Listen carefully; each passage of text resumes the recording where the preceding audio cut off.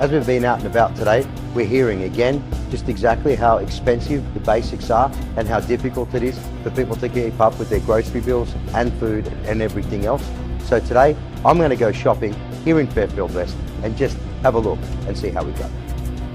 So I figure we should get some food for a steak dinner for a family of 4. We'll just get some carrots. They look pretty good. We'll get those. So if you're shopping on a budget right now, you can forget the higher quality cuts of meat, and I also prefer to go to the butcher where I can. I'm really struggling to find anything that's a 4-pack. You used to find heaps of 4-packs. You can't find 4-packs anymore, probably because the price is too high. No, nothing, unless it's the little sizzle steaks. So I want to get some rumps.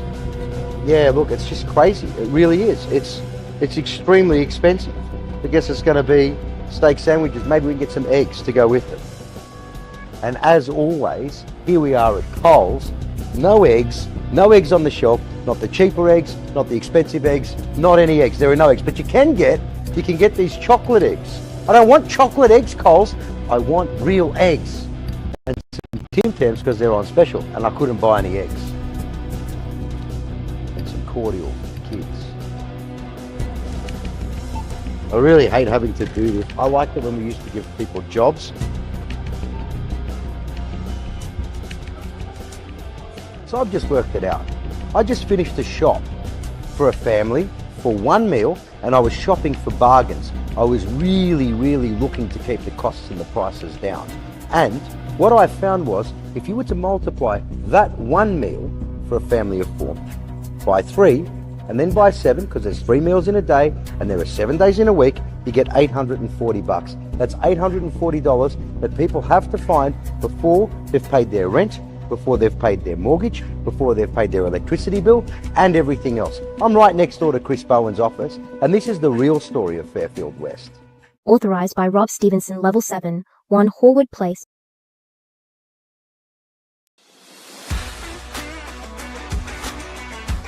Hi, perhaps you recognize me. It's your favorite president. We will decide who comes to this country and the circumstances in which they come. And if the yes vote is successful, we will be divided forever. What does confrontation mean? It means you fight for what you believe. We've got Trumpomania running this country, brother. Unless you're scripted, you're useless. I was saved by God to make America great again. We shall fight in the fields and in the streets.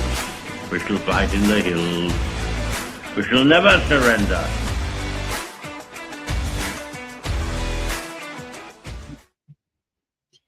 G'day everyone, welcome to Commanding the Narrative. My name is Stephen Tripp. Thank you to everyone who is watching this, and if you are watching this live, you can contribute to the chat. If you're watching on Rumble, Facebook, or YouTube, the link to StreamYard is also in the chat if you want to call in, ask a question, have your say, and can contribute to the conversation. We want to hear from you. These are interviews that we have here at Richard Storch's house in the middle of a...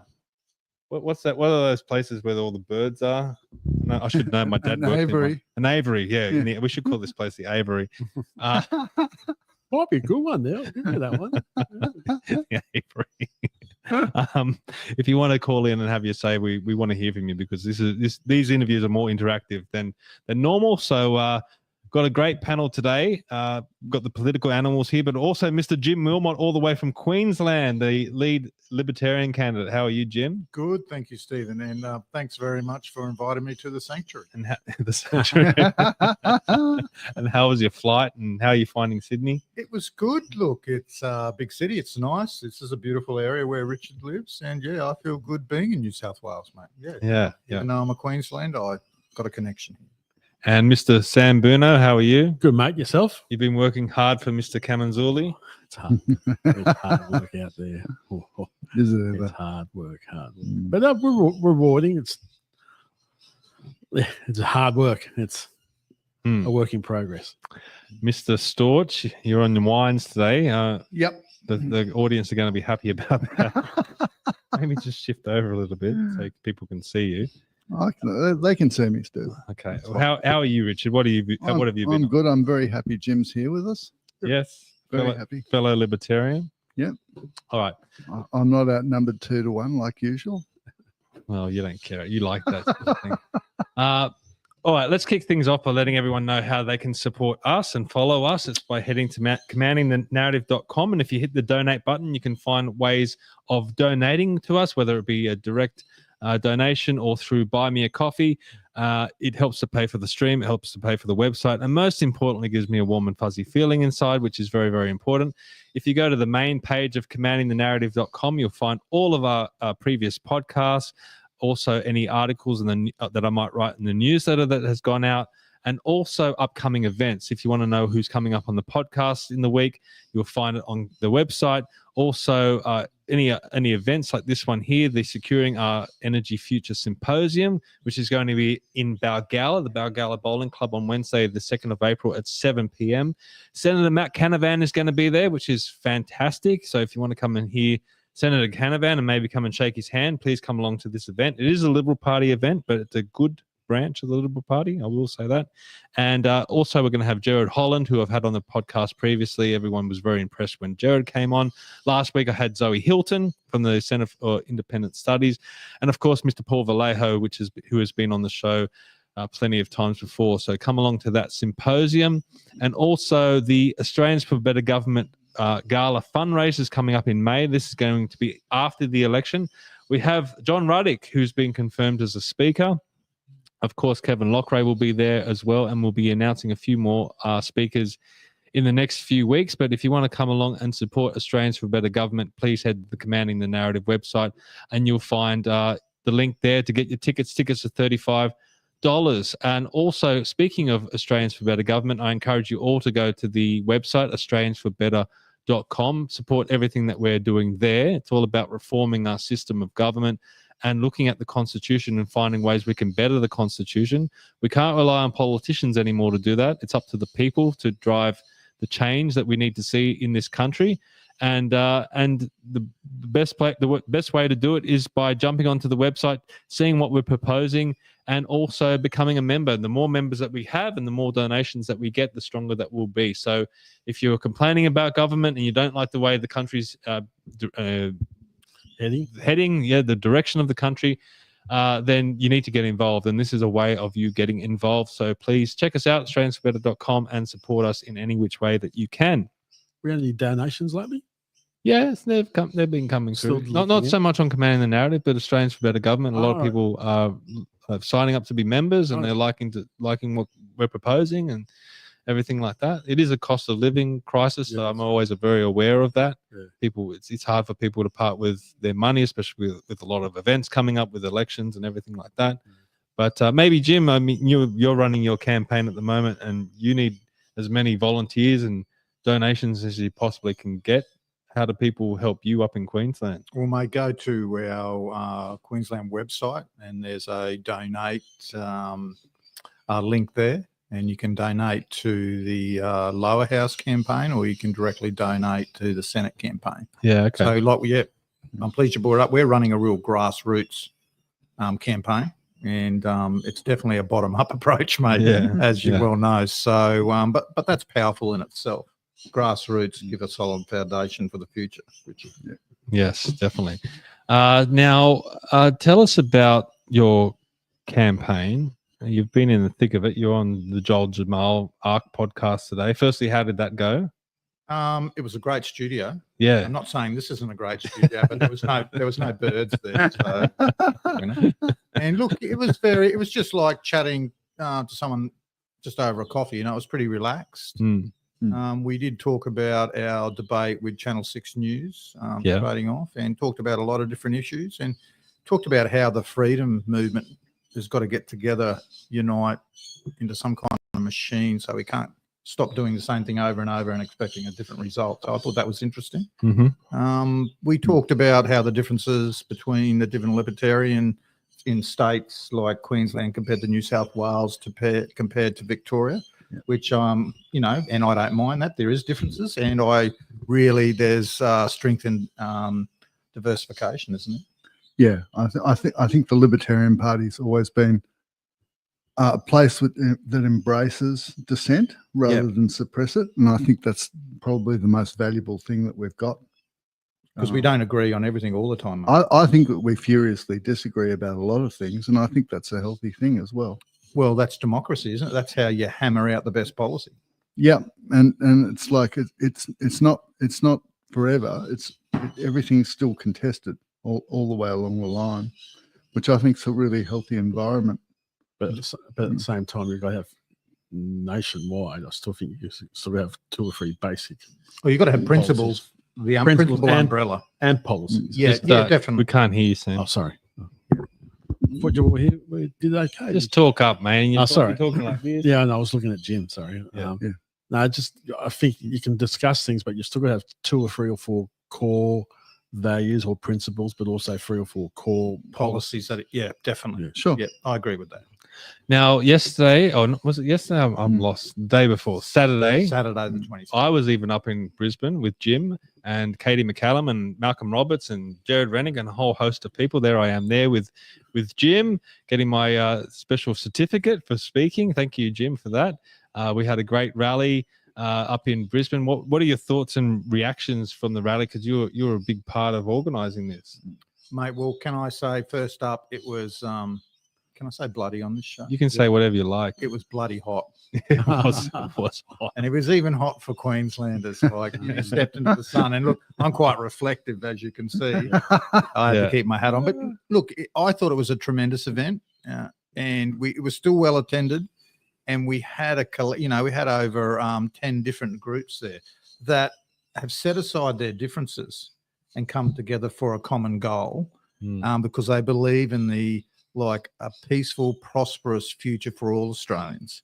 And I thought that was pretty cool. And that's what we've got to do as a freedom community to actually build something that's going to come up against the major parties and the Greens and those teals. I don't even like saying their name. And this was specific to put the Greens last. Mate. We could all agree on putting the Greens last. We might have differences across the what motivated you to go after just the Greens? I mean, obviously Labor's in power.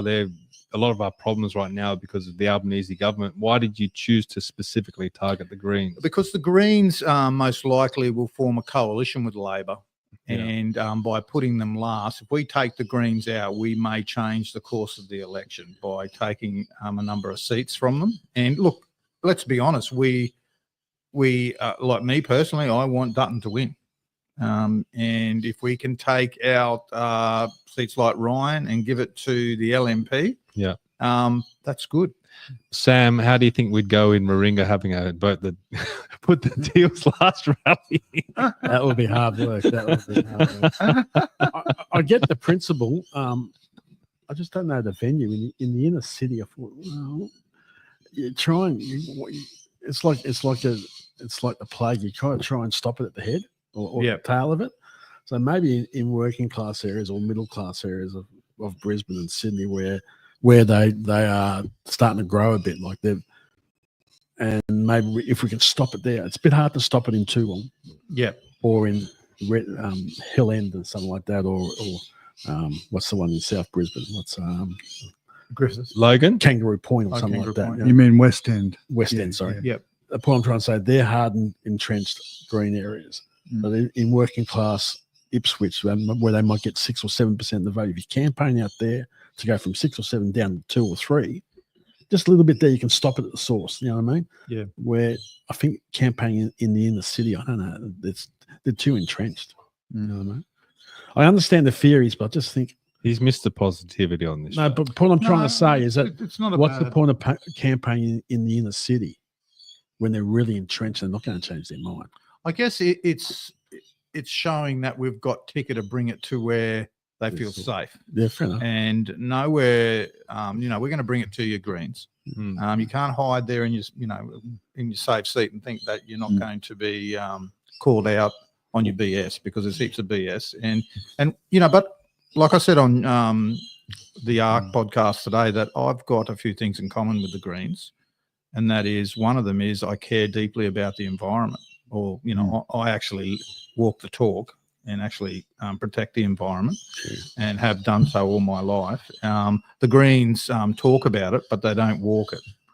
They actually promote policies that destroy the environment. So, seeing those bushlands getting ripped apart, the windmills and stuff.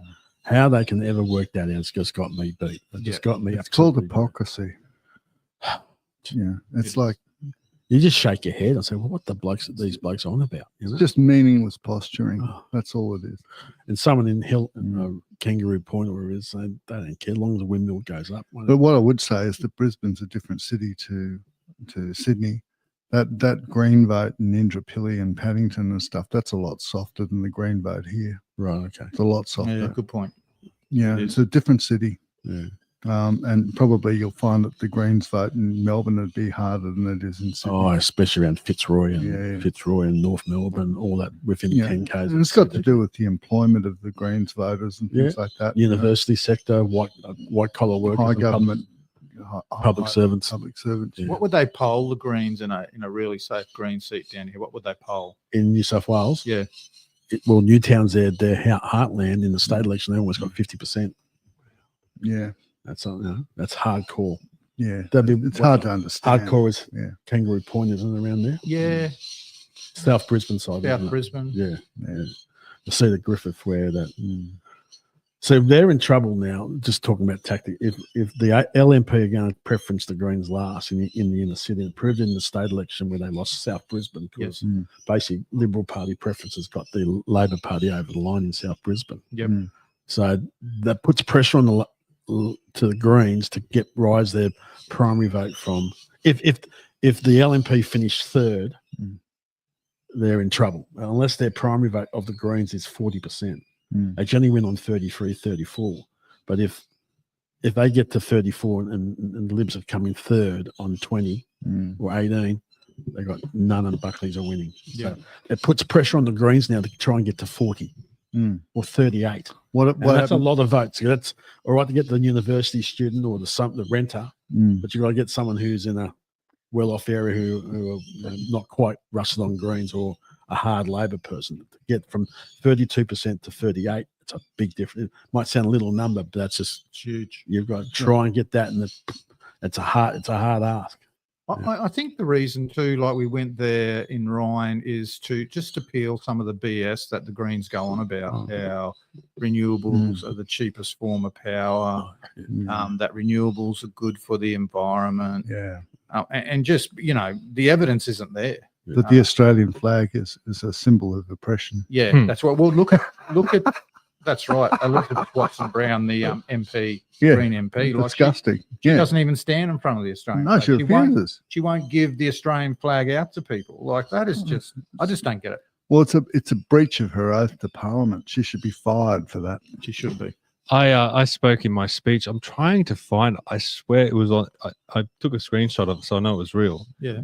It looks like she's deleted it from her Instagram page. I, for the life of me, cannot find it. She must be afraid of losing her job. Well, what I talked about was they had a rally. So the Greens had a rally in Brisbane at the same time that we had put the Greens last rally, and was opposing a stadium.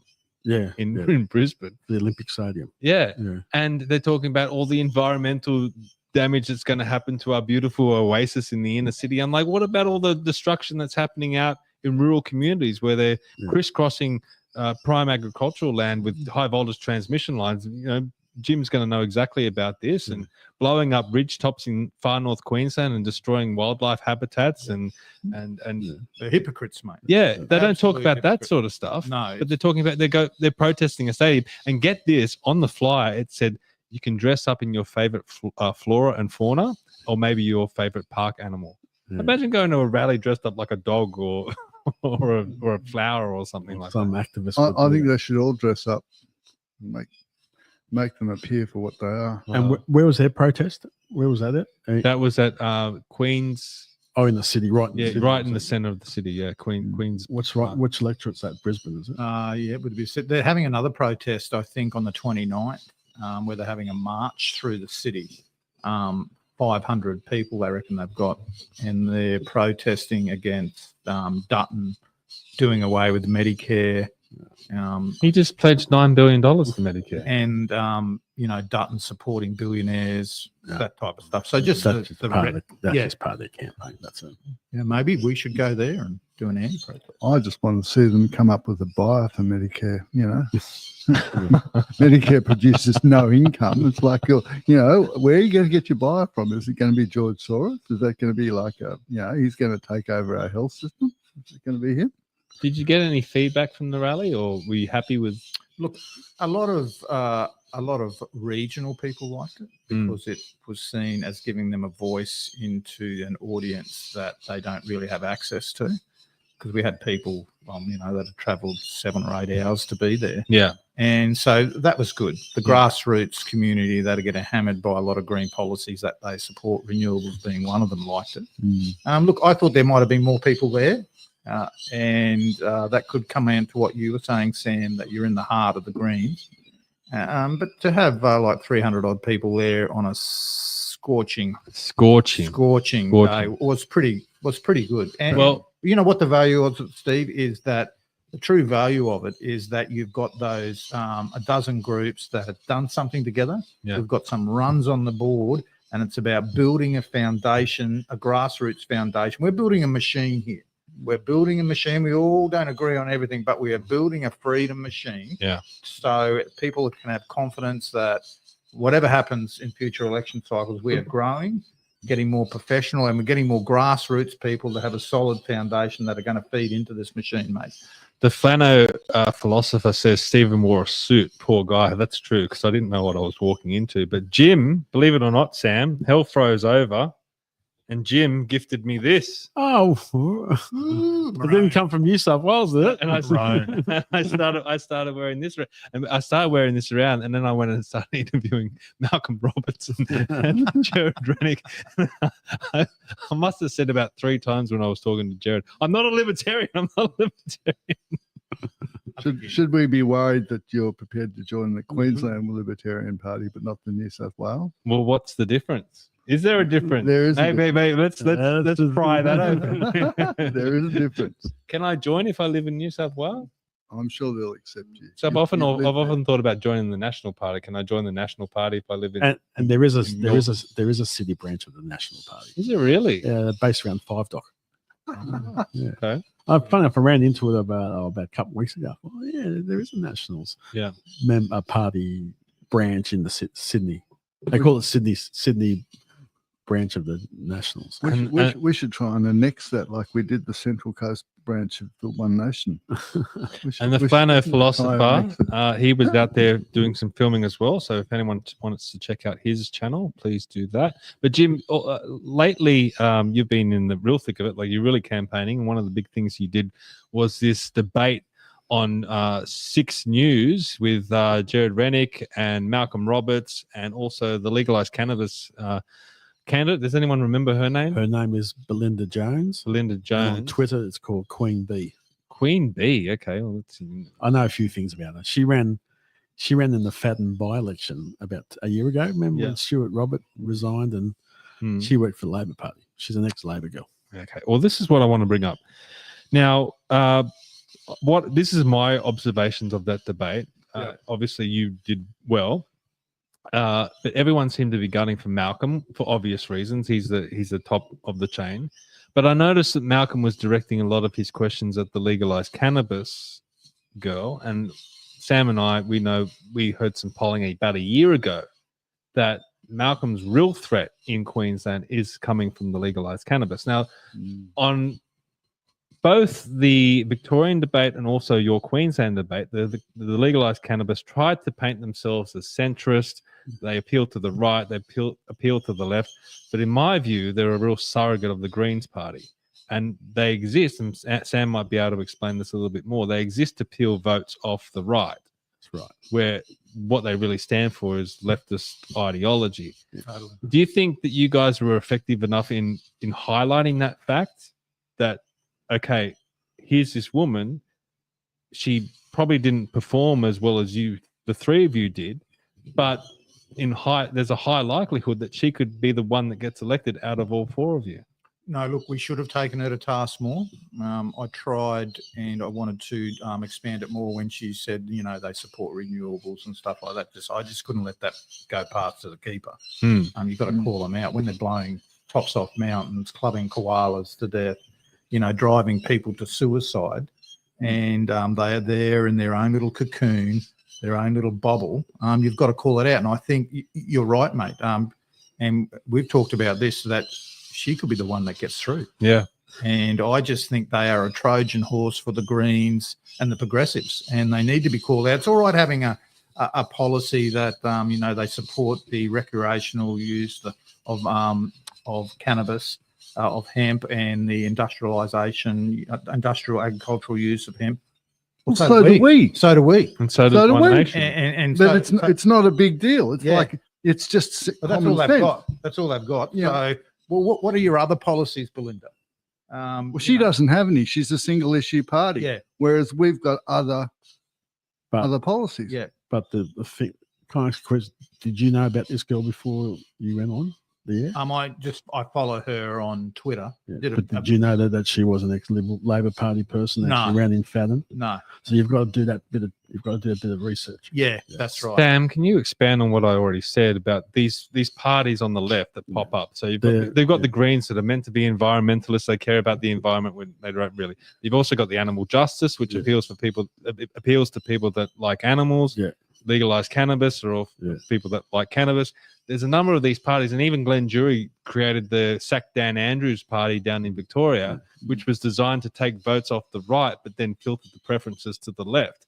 So this is a real strategy. Oh, I know for a fact in New South Wales that during that internally that a few people we know in Macquarie Street know that they quite hide the fact that they said we campaign on these words.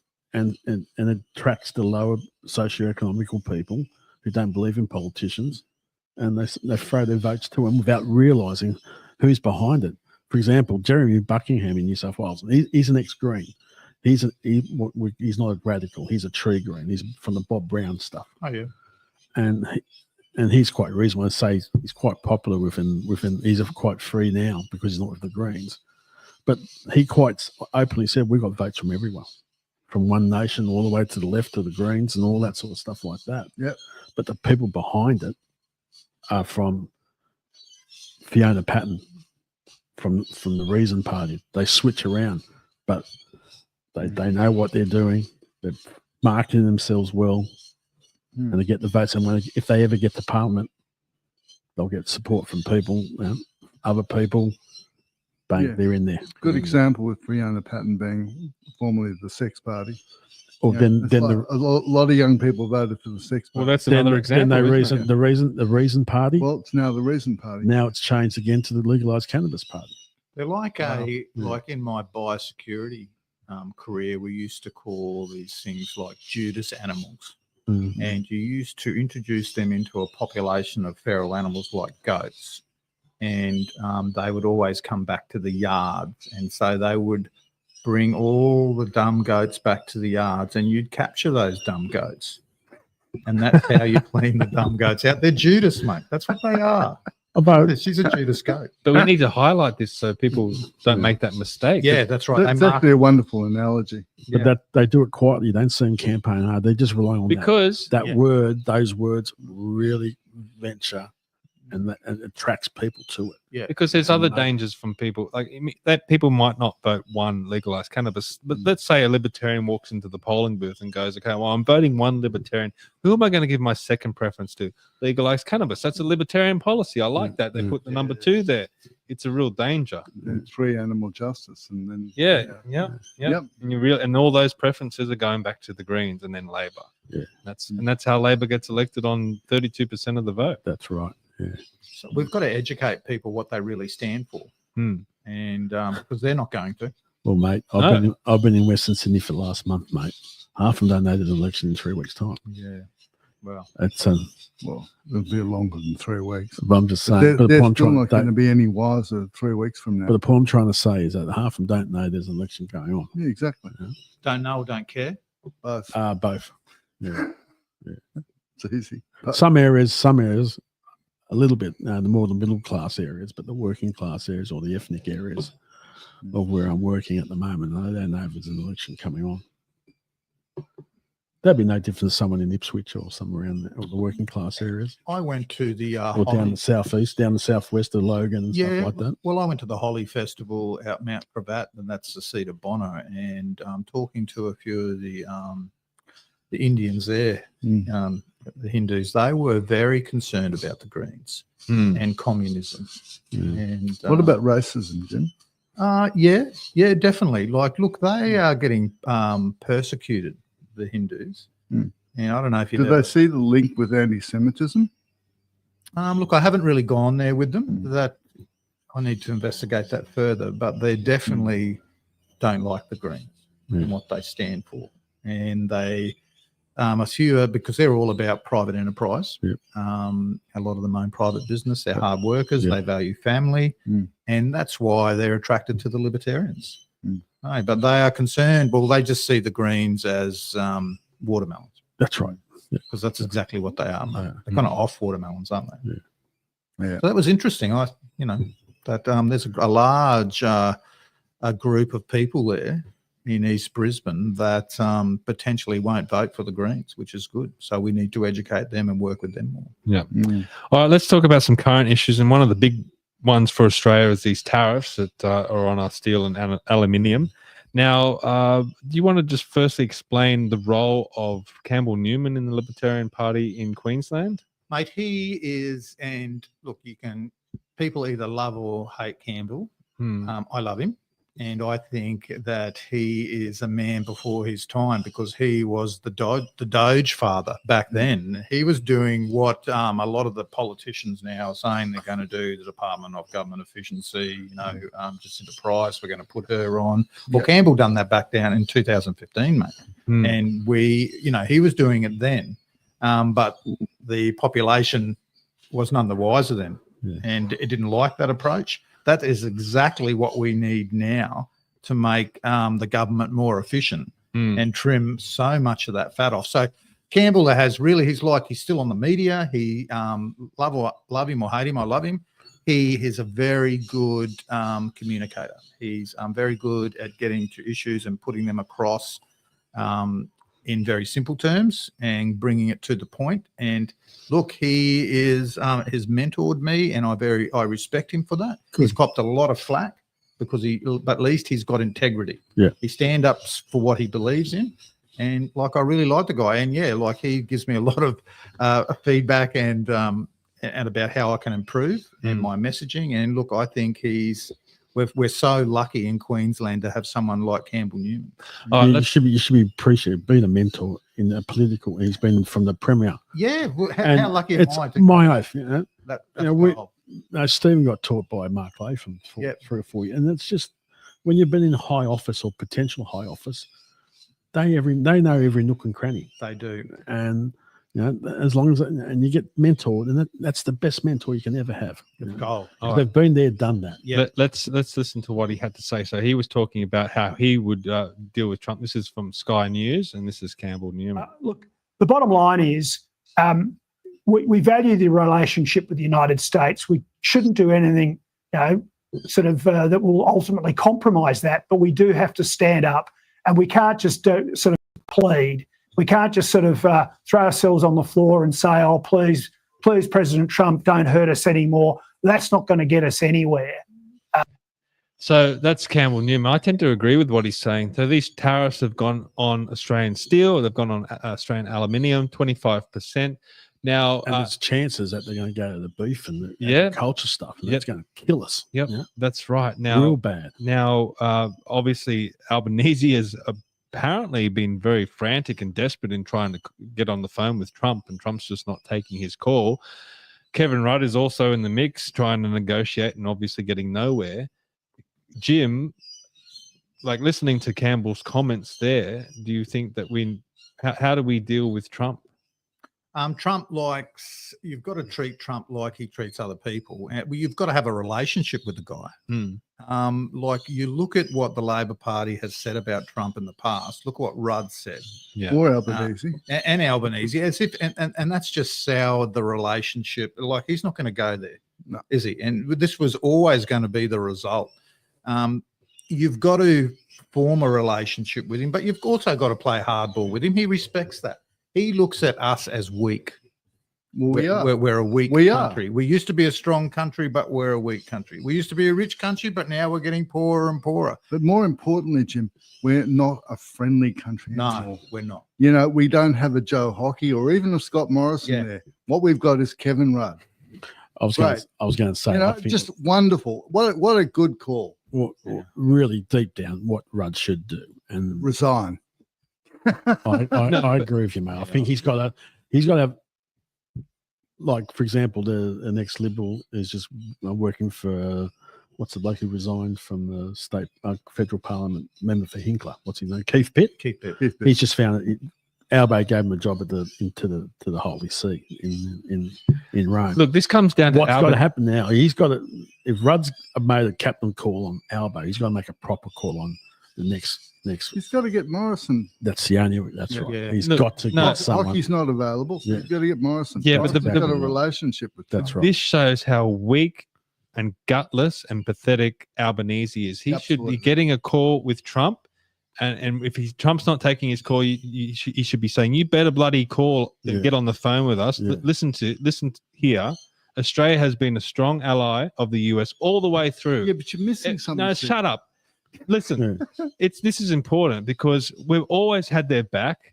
We've gone into every conflict they've ever gone into. We've always supported them. There's been conflicts where no other country has gone with them, but we have. Yeah. We've got military bases on our soil. That's right. Pine Gap and those sorts of things. You're absolutely We've got a trade surplus with them, and we say, look, you guys don't treat us like shit. Yeah. We've been a good friend, a good ally. We've always stood by you where everywhere else in the world has hated you. On 9/11, when you were under attack, our Prime Minister was in your Parliament, in your Congress, standing with you. Yep. You got to, you know, don't toss us around, or we might have to reciprocate. And that's what Bill Shorten's You're now absolutely right, and you're absolutely wrong, because it's not a winning argument. The winning argument is, this is what we can do for you, this is what we have done for you, and this is what we will do for you.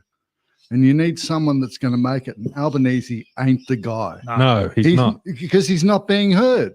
So he needs to find someone that will be heard. Yeah. It's really simple. If you're not being heard, find someone that will be heard. That's right. He doesn't want to be heard. No, he wants doesn't to want the be relationship. righteous in being defeated. Yeah. Or some stupid conceited idea that he's got in his thick head. Dilemma says we should leverage Pine Gap to our advantage. America needs that intelligence for their entire Pacific. So do theater. we, mate. So do we. Yeah. It works both ways. Yep. Do you think Albanese is doing this? Like, you know, well, look, he said we shouldn't be drinking any soft drinks from America. Never assume malice when stupidity is a more reasonable option. That's a good point. But, you know, he's more comfortable with China, the Chinese Navy going around. We made excuses for them. Yeah, you know, they're allowed. There's nothing wrong with that. They let us know about it. Yeah, It's rubbish. So, you know, he's more comfortable with that. Like, we've leased our Darwin port. We've got 90 years to go on that. Like, let's move closer to the Chinese and move away from America. With due respect, Darwin decision wasn't done by Alba. It was done by Turnbull. Which even makes it worse. That's right. Yeah. Doesn't it? Yeah. Well, don't get me going on Turnbull. It's just one trader after another. But it's another example of Albo, his leadership style and his weakness. Yeah, Yep, he is absolutely. a weak leader. Yeah. No. And at this time in the world when it's so volatile, there's brinkmanship going on everywhere, we need a strong leader. And Albo he hasn't got it, mate. There's Now, nothing there. Weak and ineffective. I've proposed the idea that maybe there's a little bit more to this whole tariff thing with Trump. And maybe he's looking at Albo and going, okay, you've been criticizing me. So's your ambassador. You got an election coming up very, very soon. We're going to put tariffs on you for now. It's going to hurt the Australian people and it's going to hurt our steel and aluminium industries, but it might only be for a few months. Hurt Albo before the election. And when Dutton comes in, suddenly the tariffs come off. Do you think there's a part of that, or? I don't think so. I personally don't think that way. We're just not being heard. We're just not being seen. No. It's because Albo is not communicating. He's not being heard. You know, he needs to find someone that will be heard. Why didn't you go to most world leaders went to Washington between November 5 to Inauguration Day. Well, look, when why didn't he go off his conceit? He doesn't think he needs to. He thinks he's too important. Could have been a one-way, a flight to Washington, or go down to Mar-a-Lago was probably one, sorry, and try and talk to him for 10 minutes. Just do something. Even Tina McQueen got to Mar-a-Lago. He doesn't on New like, Year's Eve. He's not interested in building a relationship. No, he doesn't think it's important. He thinks that America should come to us. Yeah. That's his level of conceit. Yeah. It's like he thinks he's going to win 4 seats and increase his majority. Yeah. I mean, the guy's on another planet. Delusional. Well, yeah. Speaking of a guy on another planet, let's play this clip. America will be hardline and transactional in its approach, even to long-standing friends, partners and allies. So it's been tough and hard, but we have delivered our arguments as equally firmly back. So far, they haven't prevailed on this. We'll continue in these discussions for a long time to come. We're Australian. We don't give up that easily. No, mate, you stuffed up. It's all your fault. Imagine going into negotiations and bloody Kevin Rudd weasels his way into the room. Like, are you really going to listen to Rudd? No, it's finished. That relationship, it's gone. Yeah. With Rudd still there and Albanese.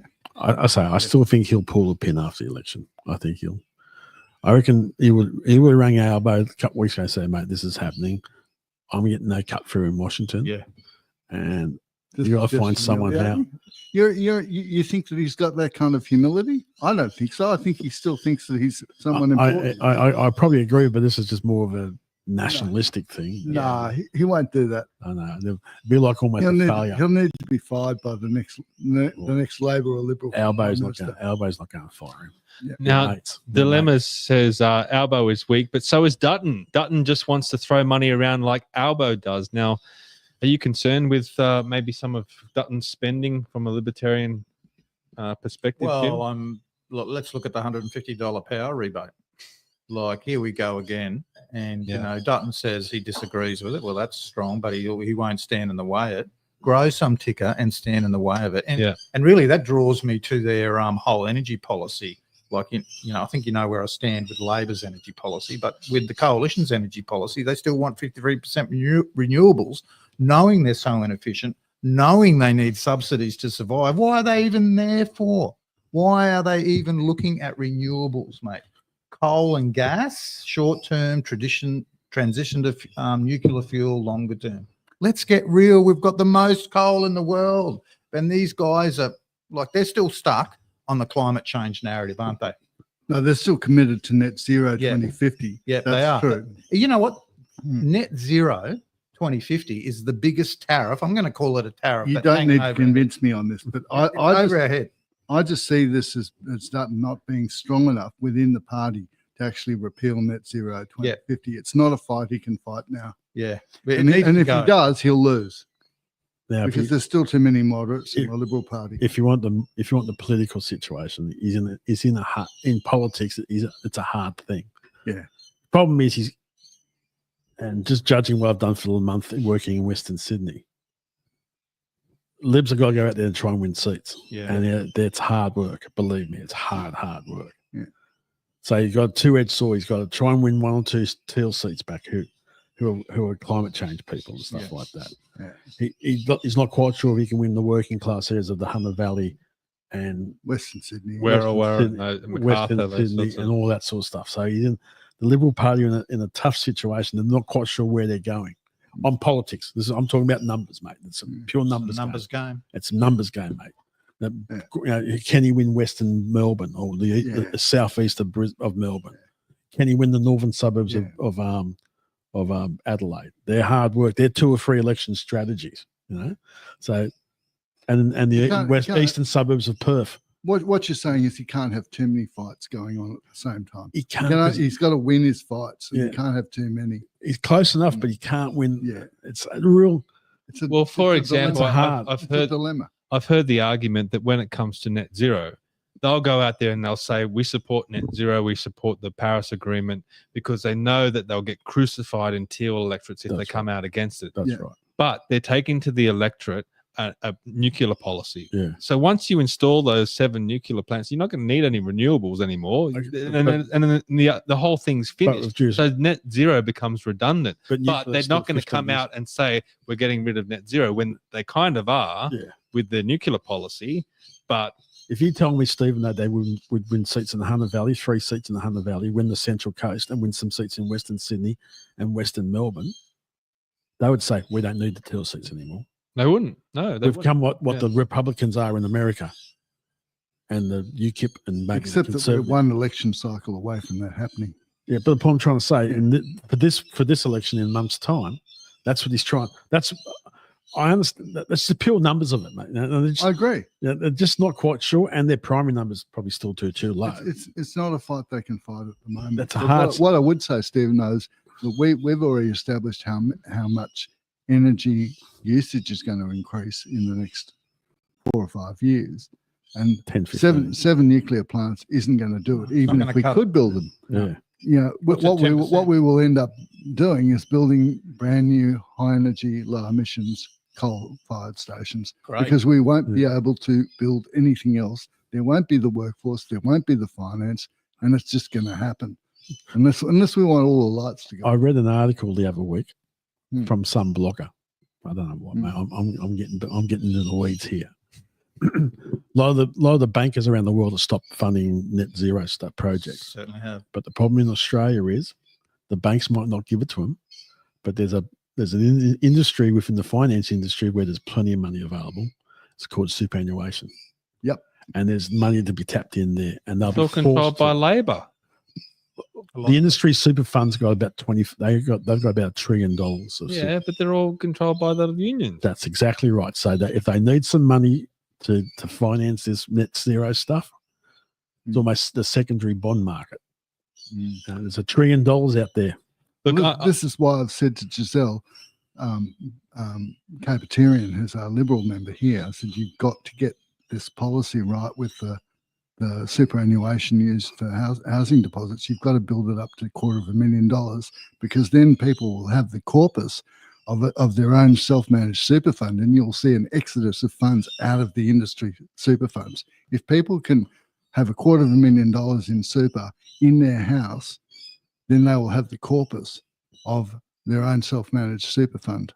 That's what's really important. I'm going to quote your best mate, Mr. John Ruddick, right now, Sam. Yep. But he says that great leaders don't follow the polls; they change them. Yeah. And I think this comes down to both Dutton and Albanese, where they're just following the polling or following what some marketing firm is telling them, instead of leading, being like Trump and leading with conviction. I know, Jim, you're like that. You don't. You say it how it is. I know you don't. We're waiting for him to say it how it is, mate, and we're not getting it from him. So just to finish up on these tariffs, like, what's the Libertarian view? Because we've had John Ruddick here, we've had Rob Cribb and a whole host of Libertarians who talk about they support free market. They don't want it. They want open free trade with everyone. What's your view on tariffs? I don't like tariffs. And look, Australia is the whipping dog of the world, where we've got to go into countries that do put tariffs on a lot of our produce and a lot of our materials. So I'd rather they're not there, but it's reality that they are. Like, mate, look, I keep coming back to, can I bring it back to Dutton, because I just think that he just needs to grow some ticker. I know I think more people will come to Dutton. I think let's forget about Dutton. Let's put Jim Willmott in those shoes. Well, mate, people are looking. You're Prime Minister right now. Great. Right. And you're dealing with Trump. Yep. And Trump's not even taking your call, and he's put tariffs on steel and aluminium and potentially other things. Do you turn around and say, right, we're putting tariffs on you now? No, I'd go and have a game of golf with him and build a relationship. You're much nicer than me. Well, because there's, it's all about relationships and respect. And for someone calling him names, and I got to say, I think Trump would really like you. Yeah. Well, he really like you. Because you got to have a bedrock, and you look at what Rudd and Labor have done to him. Of course, he's going to sour it. And look what they're doing to our freedom of speech. We've gone still on the climate change wagon. We're still. But the problem is, it's not Albo and Rudd suffering. It's the Australian people and our industries that are suffering. That's right. That is right. Jim, I'd absolutely support you having a game of golf with Donald. However, I would be telling you that to tell Donald that those Boeing jets that we keep buying every month, we're not going to be buying anymore. We're going to be buying Airbuses from France. I just try and do a trade with him. He's a deal maker. You've got to do a deal with Trump. That's what you got to do. So he would be very concerned about losing those aircraft sales. Yeah, no, do a deal with him. Build the relationship, do a deal. Don't come across as a weakling, because we're coming across as we're a weakling on the world stage. China comes down, target practice. But nice guys do well, right? But if they've got a really nasty person that's a mate and say, look, you want to deal with me, not my mate. Yeah, he'll respect us more. He doesn't respect us now. No, he doesn't. Absolutely. Yeah. So I'd do the Airbus and you do the golf. Yeah. Well, we could do that. I'm gonna have to go on Grok after this, and for the thumbnail for this episode, have Jim Willmott playing golf. I've got a good short game. All right. You'd let him win. This whole thing with weak leadership, that is not just around this tariff issue. It extends to a lot of issues. And another one is immigration. Now, this is a clip from Q&A. I'm going to play the whole clip because this was just completely amazing to me. This is a young man, a young father, talking about how tough it is at the moment, paying his rent and getting by here in Australia. Meanwhile, the government still brings in all these people from different parts of the world. And I've got the figures coming up after this, but just hear the reaction of the Labor person after this guy, pours his heart out in front of, a whole national audience. I'm already working 2 jobs, one more rent increase, and my family, my 1-year-old baby, we're facing homelessness and we've got nowhere to go. My family's already been forced out of Sydney for the same reasons. I want to know, is the government going to cut immigration to match housing availability, or are we just going to keep going until every regular working Australian is homeless? We have been working very hard to get immigration levels down to something we think the country can manage. And what we've found after those efforts. Oh, unfortunately, the clip has decided not to work. But what he goes on to say is he says, we're working hard to get immigration down. We're struggling for people going back to their own countries. And what are you talking about? You're in the government. You set the immigration levels. What are you talking about? We're working hard to try and get it down. You just say, you just cut it out. You just stop it. That video's gone viral all over the internet. It's got everyone's talking about it. Yeah. Well, everyone's talking about the complete lack of veracity from Mark Butler. I mean, that was just 100% bullshit. Yeah, it was a big palm off, wasn't it? Yeah. It was like, it was a palm off and a shine on. Yeah. Yeah, it's like, buddy, we've got your back. Yeah. It just goes to show that how out of touch they are. Trust me, only for you I'll do this deal. Yeah. It's like absolute bull. Yep. Yeah. Yeah.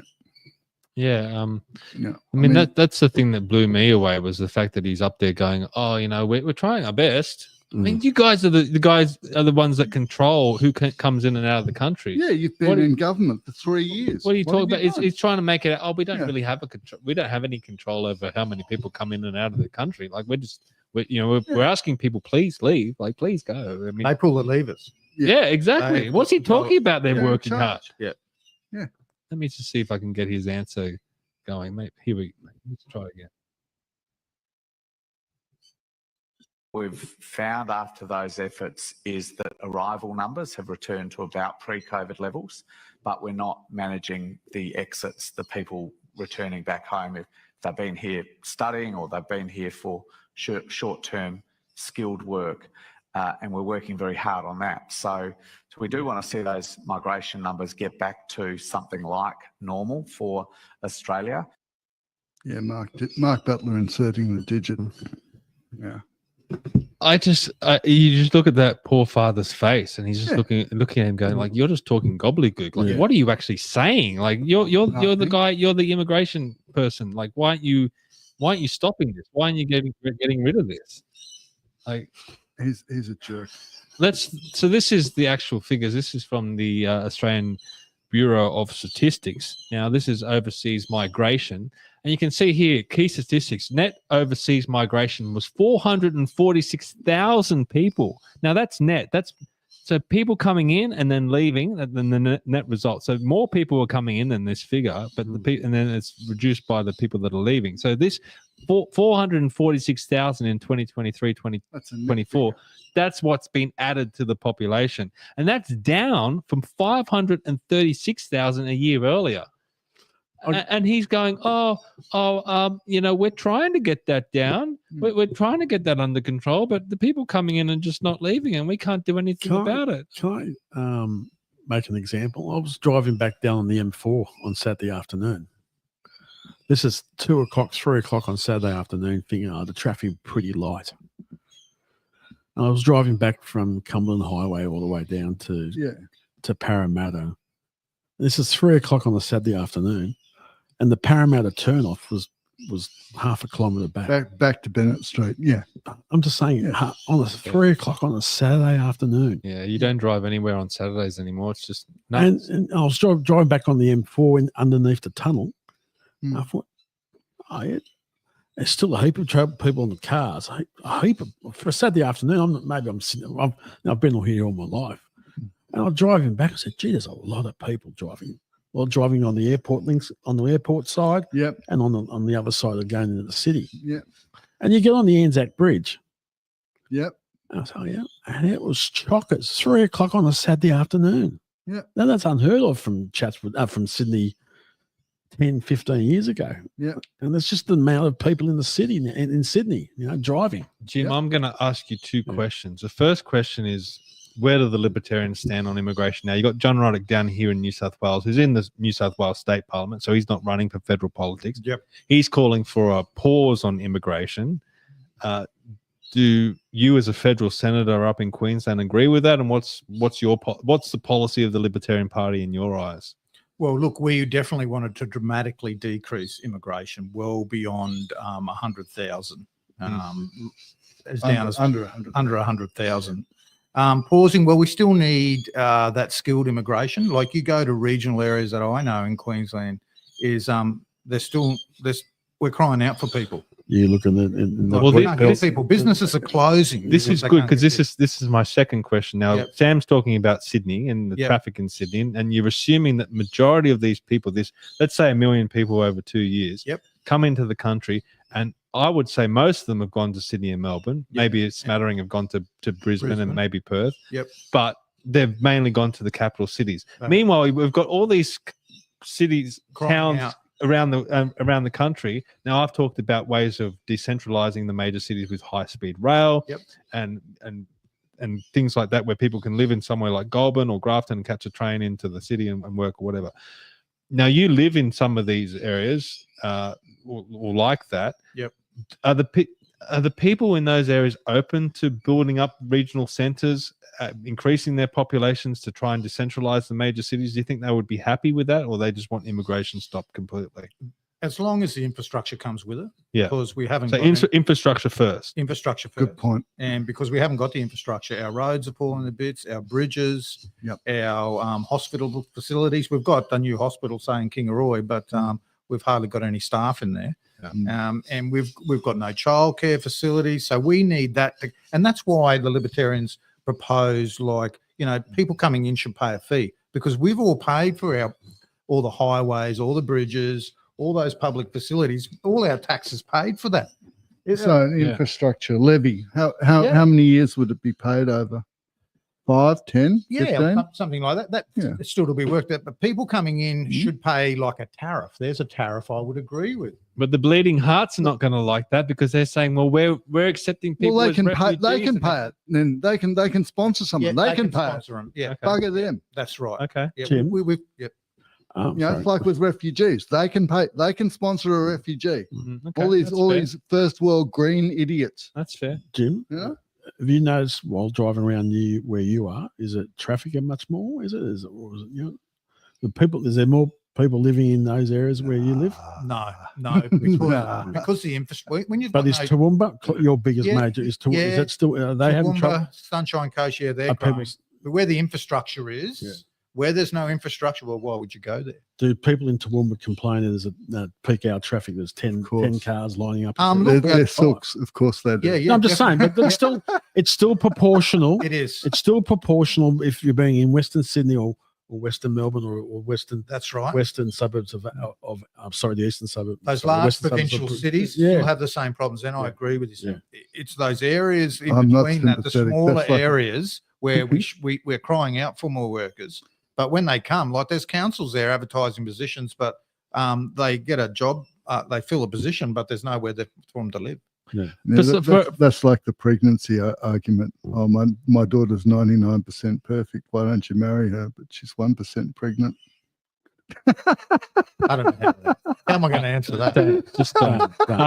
Look, okay, so from my perspective, like I've grown up in Sydney my whole life, so obviously there's a big focus on building motorways and public transport and building up Sydney like that. But when it comes to towns like Toowoomba or towns around you, what's more important for them? Do they want to see, an upgrade to the main road in town, or would they like a high-speed rail where they can get into Brisbane quickly? What's more valuable to people in rural and roads? Just because roads, we grow a lot of food. Yeah, we have a lot of mining. Yeah. Without our road network is literally falling to bits. So what's wrong with the roads right now? They're not wide enough. They don't have enough lane. The sealed. The load carrying ability. The lack of maintenance, the bridge weight capacity, a lot of produce, a lot of our produce going to market has got to go a different route because the most direct route won't carry the weight. And look, a lot of the roads are they're dangerous, and people are taking their lives going. You've got big semis, towing doubles, triples, and mate. We have let regional infrastructure go down the tube to a point where it's collapsing. Collapsing.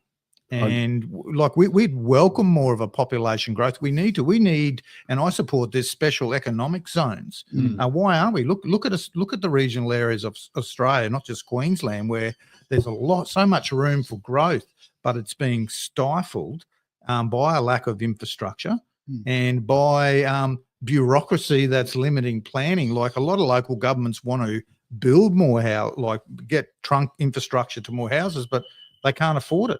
Like here's an example. In South Burnett Council, Kingaroy, we draw water from a dam, and it was built in the Second World War by the Yanks. And now because of the climate change narrative, I think it's a 1 in 180,000 year flood that could happen with weather getting worse. They've got to upgrade their spillway, and it's going to cost $40 million. And that doesn't sound much, but for a little council like that, it is 1 in 180,000 year flood. And the state government, like the council there's going to refuse to pay it. But the state government is going to fine them.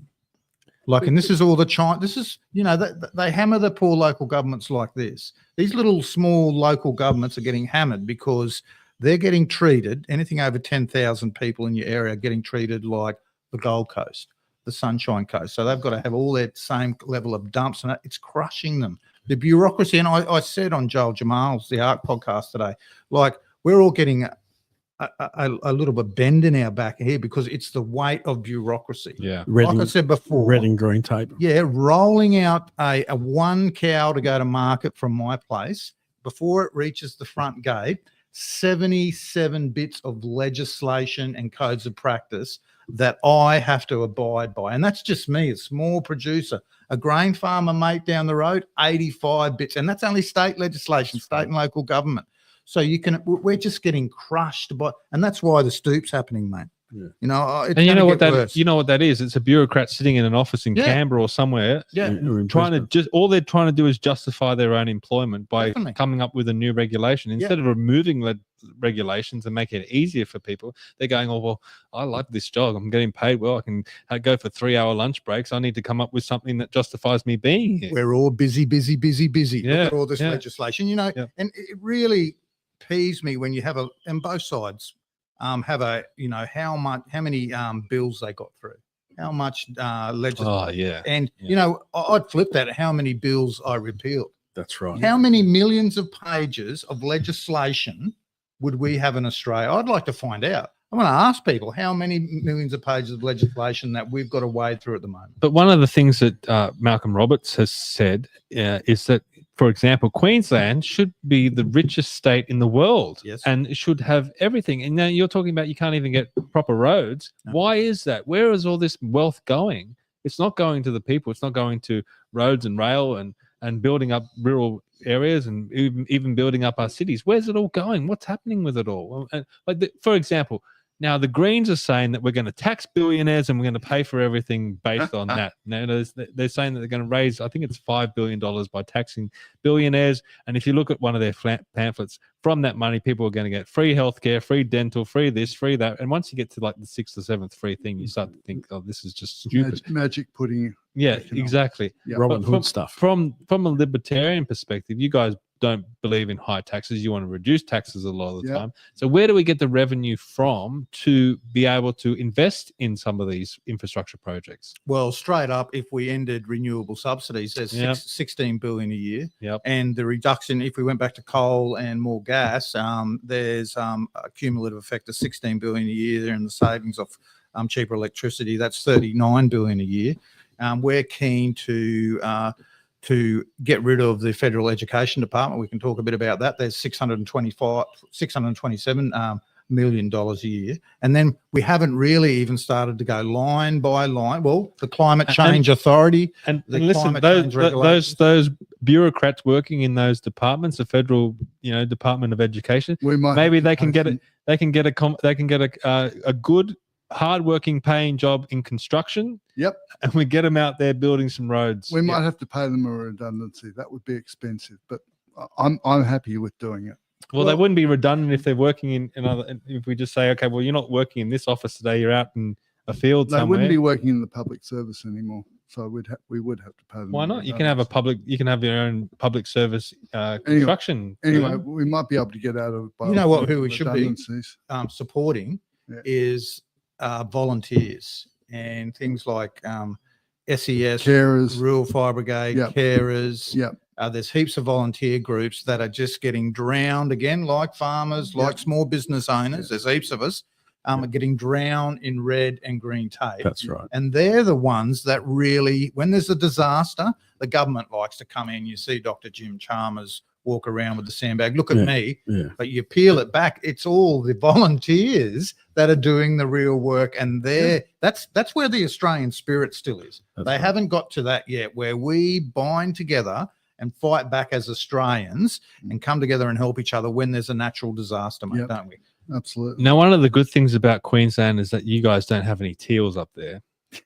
No. You have 3 green MPs, but you don't have to deal with people like Zali Steggall.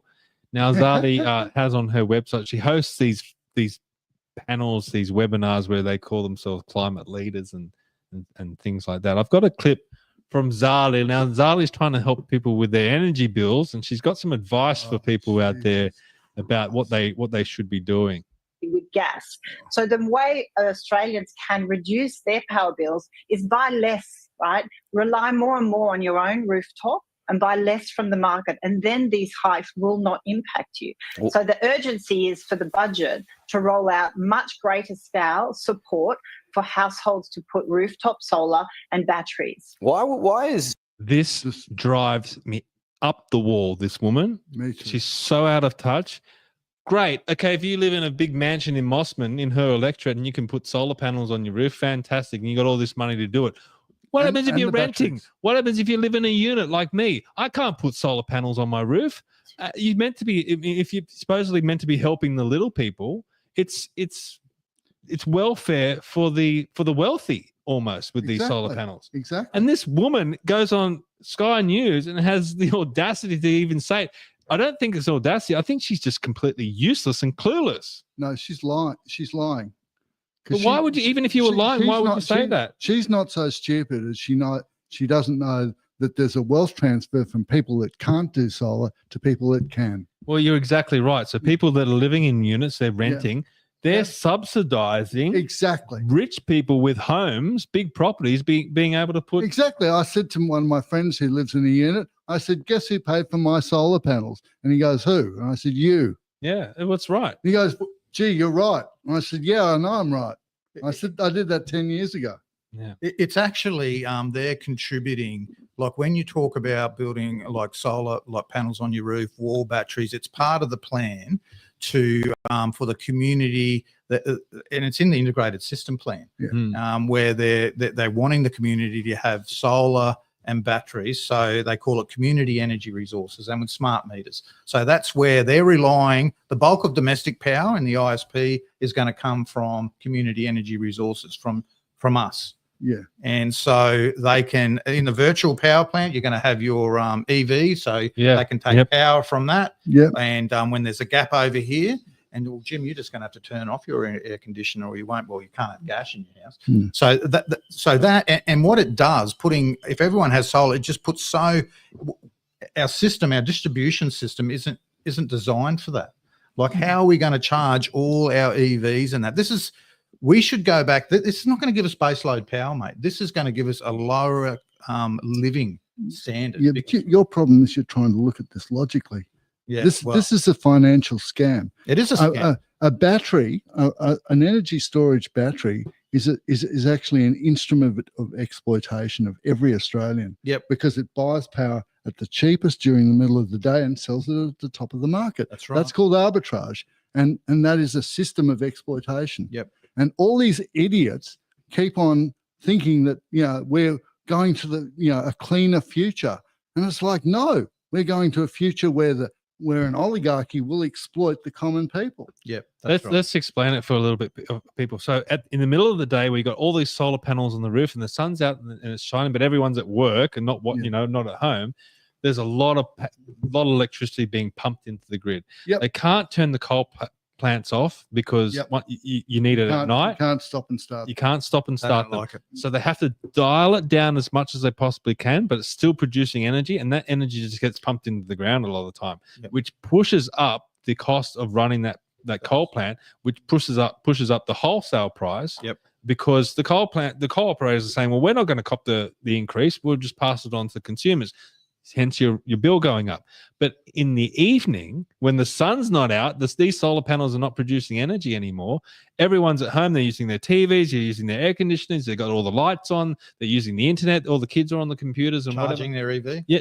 Here's the thing. You brought it up, these virtual power stations, right? They want people, and again, you can't buy an EV unless you got some money. You can't go out there and buy a Tesla. And if you do live in a unit, where are you going to charge it anyway? Yep. Because all of these units, they might not have parking, or you only have the one car space and you've got to have another car parked out on the street. Or the insurance company won't insure the building if you've got a charge. Well, that's that as well. Yeah. But for people that do have solar panels in their homes, they've got their EV in the garage charging overnight. These virtual power stations will suck the power out of your Tesla battery and put it back into the grid. So how is that going to work? It's not going to work. I won't be able to come to work today. I woke up and my battery was dead because we didn't have wind at night or something. There wasn't enough power generated. Yeah. No, it's an absolute disaster that is coming. We're nearly going over the it's a the swindle. energy the energy cliff. It is a swindle. I'm just reading a comment from Dilemmas. Can't drive Teslas anymore. I've heard that makes you a Nazi. I wonder if. Yeah, well, he's right. I mean, look what's happening with Elon Musk at the moment. So they just, this is what they say: the left eat their own. Eventually, they just turn on themselves. But it's a real reverse Robin Hood, philosophy. And I just don't know why people don't wake up to these teals. This woman is going on TV saying, basically, she's really saying is, we're going to rob the poor to fund the rich. Yeah, exactly. Yep. And people are going to vote for her because she's telling them what they want to hear. Exactly. Yeah. Okay. All right, Richard, you're going to enjoy this one, and hopefully we can get some comments from Jim about economics, because the Libertarians, that should be their bread and butter, I feel. Yep. But Richard, you've always had high praise for Andrew Charlton, who is the Labor member out in Parramatta, and you've always said that he'd probably be a better treasurer than Jim Chalmers. Is that right? That's almost not saying anything at all. Okay, well, this is what There are two proposals out there. I don't necessarily agree with these proposals, but I think they're interesting. One proposal is to use the GST. So instead of having, when we need to slow down the economy, instead of the Reserve Bank hiking interest rates, they might, which only affects borrowers, they lift the GST a little bit, which affects everyone. When the economy needs to be sped up, they reduce the GST. That's one idea. Another idea is the superannuation guarantee. We all pay superannuation. Stop. Richard, you damn internet. All right, well, I'll get that re-going. Let's just tackle the GST one first. I think what's most interesting about Andrew Charlton talking about economics is that he was told by our treasurer, Jim Chalmers, never, ever to speak about anything economic on pain of death. All right, let's see if we can finish this clip, because I think this is so. The very fact that he's even saying anything shows the diminishment of Chalmers' authority and Albo's. All right, here we go. You know, 10, 11% of our income goes in superannuation. Another proposal has been, instead of using the interest rate as the brake and the accelerator, you use the level of superannuation. So when we need to slow down the economy, everybody pays 12, 13, 13.5%. Takes money out of the economy. One of the things I like about that is people don't lose that money. At the moment, when interest rates go up, you're just writing a bigger check to the bank and you never see that money again. Doing it through the superannuation guarantee means that, yes, we will be taking money out of the economy when it's going too fast. We have to do that. But you're not losing that. You're just saving more for your retirement. Okay, boys. Who wants to tackle that one first? Because I think this is really interesting stuff. Firstly, I think, just a quick note, if you raise it up to 13, 14%, someone's still got to pay. Your employer is paying more money. So that's his point. If you want to take money out of the economy and put it somewhere else, so people spend less. Inflation. Yeah, but that's his point. Look, I don't necessarily agree or disagree with his ideas. I just think that it's interesting that he's talking about them because he's been told not to say anything. Well, I haven't heard a Labor minister come up with a solution that at least is thought-provoking. Yeah. Since maybe Keating in the 90s. Well, certainly not in this term, that's for sure. Jim, from a libertarian perspective, how do you feel about what he proposed? Well, mate, first up, we want to get rid of compulsory superannuation altogether. Good point. We just think it's theft. We want to make that, people can still keep superannuation with their employees. Now, how is it theft if you get the money back when you retire? Well, but you haven't got access to it. Like all these people trying to afford a house, and all their superannuation is locked up in a fund that's using to build renewables and destroying the landscape and making their power prices increase. So we're all about giving choice. You can still pay into a super fund. It doesn't need to be compulsory. And that is crushing small business. You talk to a lot of small businesses, mate, 12% is crushing them. But here's the thing, right? I remember during COVID, and the government allowed you to take 10,000 out of your super, and then they allowed you to do it again. So you could take 20,000 out. And one of the blokes at work was saying to me, I'm thinking about doing that and I'm going to go and invest it. I said, mate, you're better off keeping it in that super fund because they know how to invest it better than you will ever know how to invest it. Not if it's an industry super fund. Yeah, that's right. Do you think investing in renewables is, well, it's good as long as we pay the subsidy? At the moment, it's working out okay for them. Well, what you don't realise is that the industry super funds invest a lot in commercial real estate. They buy something and then they write up the value. So there's a whole lot of paper profits that aren't real. So there's going to come a day when people actually have to, when these super funds actually have to sell something, and then they discover that it's only worth half of what they've valued it at. Listen, I didn't like the super proposal the first time I heard it. I've warmed up to it the second time I've heard it. But for me, I'm 40. Retirement age is a long way away, and I'm assuming by the time I get to retirement, they're probably going to jack it up to 70 years old. So I'm 30 years old. Like 60. super is sitting there. It means nothing to me. Like I don't. Okay, if I have to pay more money into super, I'm just like, why? I mean, I could be dead by then. Like, who knows? Who knows what could happen? Stephen, you could decide to go into semi-retirement at 55 and stop paying tax. As a result, the government's very, very intent on making it very attractive for 55-year-olds to stay working very hard by giving them a tax-free environment through an allocated pension. But I do see his point where he says, okay, well, instead of you having to pay more money to the bank in interest rates, you're still going to lose that money right now, but you'll get it back eventually because it's just going back. Well, he's an economics professor.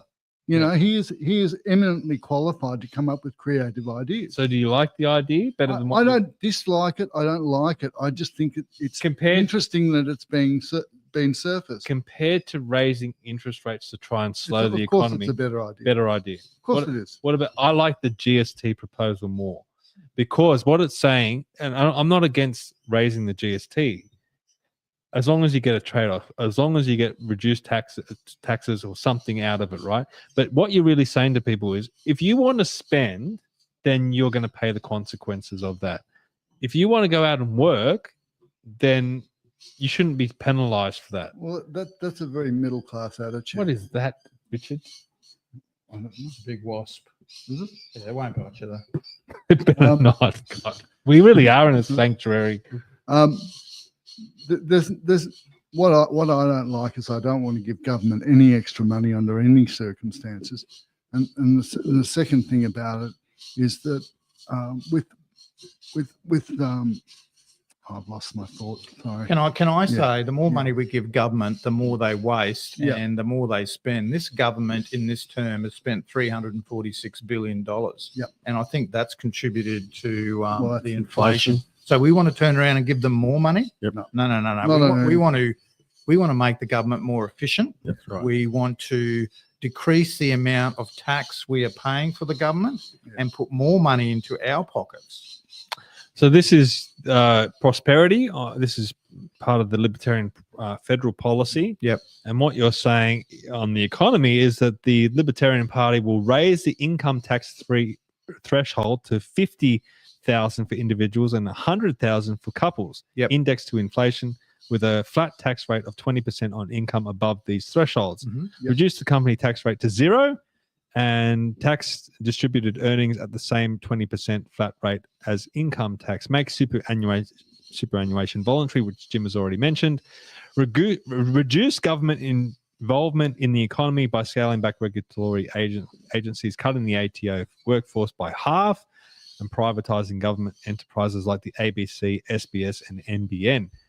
You want to expand on any of that? Well, look, let's talk about the ABC and NBN. They're always going to be biased to the government of the day. Well, depending which side of government, they're kind of biased to one thing. So they've got to go. The only thing I was saying, getting rid of the ABC, there are still some little pockets of ABC radio in rural and regional we quarantine areas that we quarantine. Are they still? Well, I know. Well, if you're ploughing or you're sowing or you're harvesting. With the internet these days, do you really watch the ABC or listen to the ABC Country Hour? It makes me Country Hour's not too bad. There are people that are more the younger generation beyond beyond their app or mobile. Yeah. I think are half decent. It's not as critical. Right. No, it's not. And if you really want to know your price or your bean price, if you're on Liverpool Flames, you're on the net. You can see what's the bean price today from the Canada bean, Chicago soya bean market within 2 seconds these days. So it's not as important as it used to be. No. Yeah, that's true. But it's still. And you're with due respect, you're from the country. I'm just a city slicker. But with technology these days, I know a bloke who lives on the Liverpool Plains. He's a farmer on prime country there, and he said to me, "I don't use the ABC. I've got my app." Yeah. Anyway, I've got good mobile coverage. I don't really need the ABC anymore. Well, Jim's talking about us being nice guys. There's lots of things we can do that aren't nice. Yeah. Like force companies to either sell out 51% to become domiciled in Australia or leave, You know, Well, what about this one? there's lots of nasty things we can do. Dilemma says, I'd rather fund Starlink for rural areas than the ABC. Absolutely. What a great idea. Great idea. You know what's happened since 3G has disappeared? There are massive holes in coverage. It's actually quite dangerous. Yeah. And they're saying, oh no, we've still got coverage of 99% of where the population lives. Yeah. Look where 99% of the population lives. I know for a fact that Starlink, which is Musk, is in bed with Telstra doing satellite services and stuff like that. And that's really picking up, and it's really, they're starting to dominate the market out in the country, out in the remote areas, or even in where you are. Starlink. No, we survive on Starlink. Yeah. Even though my reception as Stephen is. That's why I don't have Jim on more often. Oh, right, okay. Looks like a grainy day. Well, days of our lives. Well, I know another guy at Goulburn. He lives 40 kilometres east of Goulburn, which is in rural bushland, rural rough country. And he had bad mobiles reception. He went Starlink about 3 or 4 weeks ago, and I spoke to him last night. And as if he was next door to me. It was crystal clear. With your internet, Richard, you should get Starlink too, maybe. I can't believe you got bad internet here, and you. We're in an electorate that's not marginal until now. We'll get better internet in the next 3 years. Trust me. What about this one, Jim? So this is related to money with the Libertarian policy. Restrict the Reserve Bank's focus to maintaining a stable money supply. What do they mean by that? We'll make it focusing on stable money supply. Don't get involved in, I guess, other things other than maintaining a stable money supply. And what about this one? Recognize gold, Bitcoin, and other alternative currencies to foster financial competition and stability. Well, yeah, have other forms of currency other than paper money. Isn't gold already legal tender? It's not recognised as a currency, though, is it? No, it's a commodity. Well, it is. You turn the coin around on the back, it says, an ounce of gold, I think it's like $5 or something, or maybe that's silver. I can't remember, but yeah, well, I don't think it is. Oh, and the same with Bitcoin. Like, we've got a Bitcoin policy. Like, look, some people like Bitcoin, some people don't, but I think it should be recognised as legal currency as well. Yeah. This is something I want to ask you about, because this is your competition. And I interviewed 2 people first candidates 2 weeks ago, and I went through Jared Reddick's policies, and I really liked him, especially this one, lower income tax. But he talks about income splitting for families. Yep. Now, I'll give you my situation. I have a wife and 2 children. Currently, I'm the only one working because my wife is looking after both kids under 3. And I'm working night shifts, so I'm getting paid the uptick for doing that, for making that sacrifice, but I'm just getting smashed with tax. And if I do work weekends, I work extra hours to try and get more money, and that just means I have to pay more and more tax. Yet I'm paying multiple mortgages. I'm funding my wife and my kids. We have to buy groceries and all that sort of thing. All that's got to be covered by my income. My wife does make some money here and there, doing some tutoring and stuff like that. But where's the incentive for me to, 1, work harder, but 2, raise a family and have more kids, when all my money is looked at from the government's point of view as just an individual, where I've got all these other outlays that are not taken into account. Is that fair? Well, that's a libertarian policy is about splitting it over couples as well. So you guys agree with the income? We've already raised your tax that's one of our policies, mate. $76,000 from $18,000 for both of you up to $100,000. Yeah, so we've already given you a tax break, and you're still complaining. No. So but don't you think income splitting is better than that? Well, you can as your partner. Like, the tax-free threshold would be $100,000. Yeah. So that's more or less what they're saying. Yeah. Yeah, except that they're going further up. Yeah. So if a millionaire's got $1 million in income every year, or multi-millionaire's got $1 million, he can split 500,000 of it with his wife. That's a bit excessive. I don't think you'll get the average punter to come at that. No. But don't you think that would make it a hell of a lot easier for families, especially? We've already made it easy. But especially if you wanted the wife or the husband, one of the parents, to stay home and look after the kids. Absolutely. Because a lot of mothers these days, they might be single mothers, 6 weeks after the baby's born, they're having to put that baby into childcare because they have to go back to work. How is that an optimal Totally. situation? Well, you're going to have more money in your hand because you're paying 20% flat tax rate anyway, mate, no matter how much you work. Over 100,000 to both of you. Yeah. So you're going to have more money in your pocket anyway. But how? So a lot of people are going to be looking at it and going, okay, well, I'm paying what 49 cents in the dollar or 40 cents in the dollar. Yeah. The Libertarians are saying 20%. Where is that revenue going? What are the government? How's the government going to get any income? I know what the answer is, but what do you say to those people? Well, we're going to make the government a lot more efficient, mate. There is a lot of fat there. It's like you go to the feedlot and we've just been feeding the government for so long. We're about cutting the feed out. So that's what we're going to do because there's a lot of fat there. And we will only know once we get in and look at line by line. And like even cutting back, if you have a very simplified tax system of a flat 20% rate, and I think in the policy it says after 5 years, we're looking at halving the number of bureaucrats in the tax department. I don't know off the top of my head how much of a saving is that. I wish I had that. I think it's about 45. I wish I had that clip. 45,000. Well, there you go. And remember, look, like we want to get out of the Paris Climate Change Agreement. Like remember, Labor in this term has put on 36,000 public servants. So, mate, net. That's right, exactly. Remember, there is 106,000 public servants based in Canberra, and their job is solely red and green tape compliance.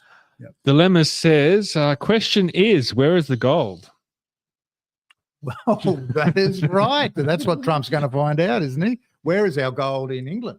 Yeah, well, we need to find out. Yeah. Real or not. Yeah, totally if agree. it still exists. Yes. I know Costello 25 years ago, he sold a lot of gold because we didn't need it anymore, he said. Yeah, well, I think we do. Okay. All right. Let's go to Sam Buono's favorite topic, and that's polling. Now, the last time we were on the show, we were talking about the polling basically hitting rock bottom for Albanese. This is Poll Bludger that goes through all the polls throughout the whole term. And I think we were up to about, where were we, Sam? Where it was 25. Here we were. The Resolve Strategic, where they had the Labor's primary vote at 25. Now, I've seen an uptick since then. There's been a little bit of an uptick since the interest rate cut. That's right. Yeah. Now, is this Albanese looking better in the electorate, or is this a dead cat bounce? A few people say my issue on Dutton's, well, obviously there's a couple of factors. The interest rate cut's been cut, so people maybe a bit more easy on the people. X amount that doesn't make anything, it's just a bit of relief as anything.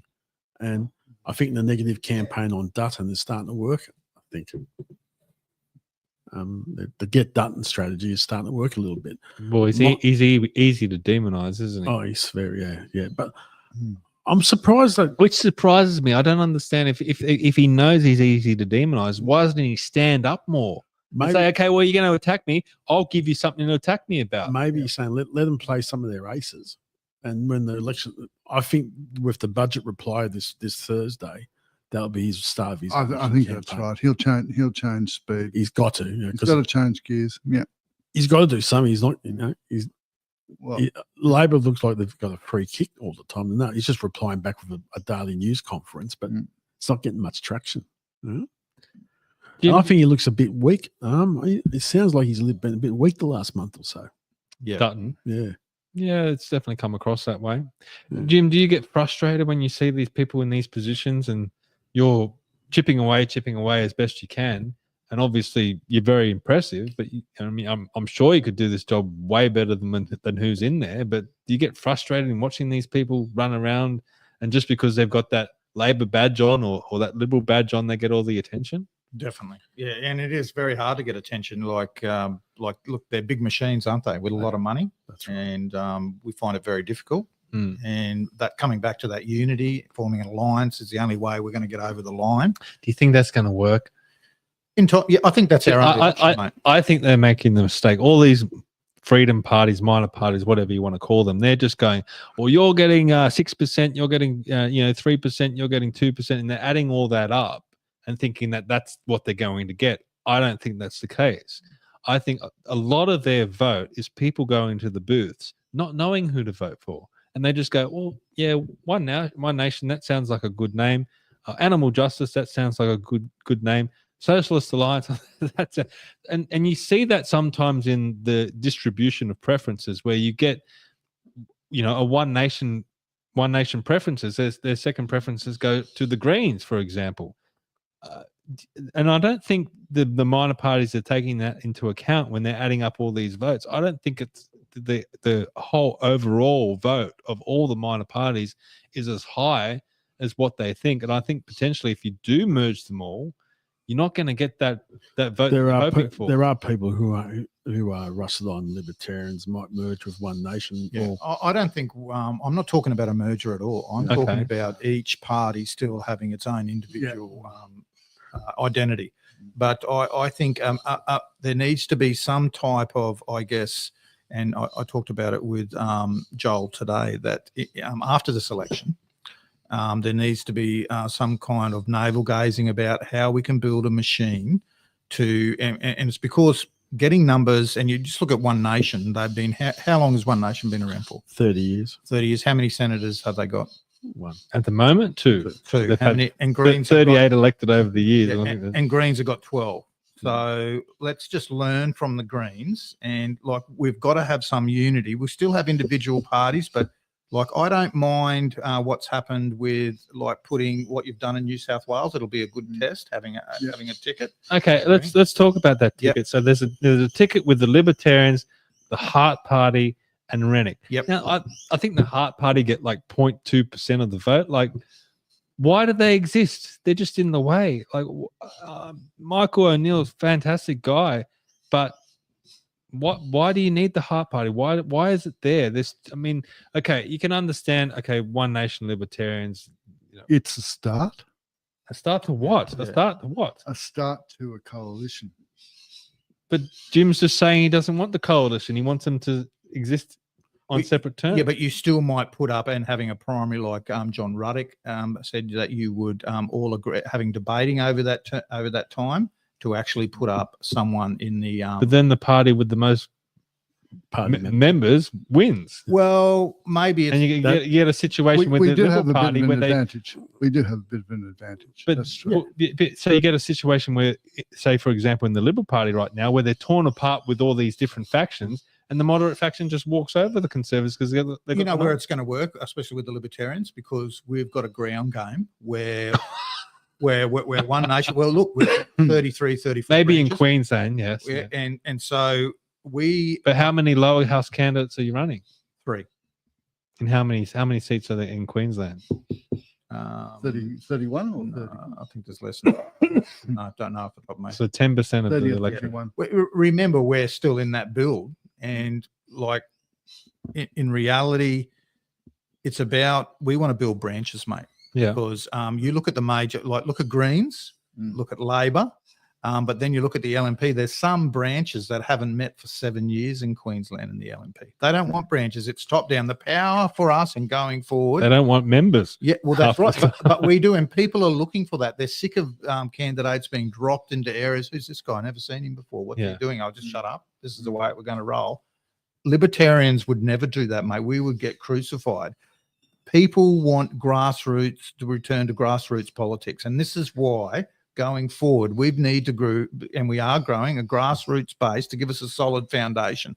Parties that haven't got a grassroots base are going to disappear. I'm hearing this argument from the Libertarians, and a lot of it, I heard Gemma Naosi, who's the Libertarian candidate in Werriwa, and she talks about this almost every time she opens her mouth. She says that we need to learn from the Greens. The Greens are the model. And we need, they're getting 10% and they're getting a senator in every state, every election. Yep. And if we can get 12 senators on the right side of politics, we can balance out what the Greens are doing. There's a big blind spot with her theory, and is that she thinks that somehow the Libertarian are going to replicate what the Greens have done. But the Greens have the education system behind them.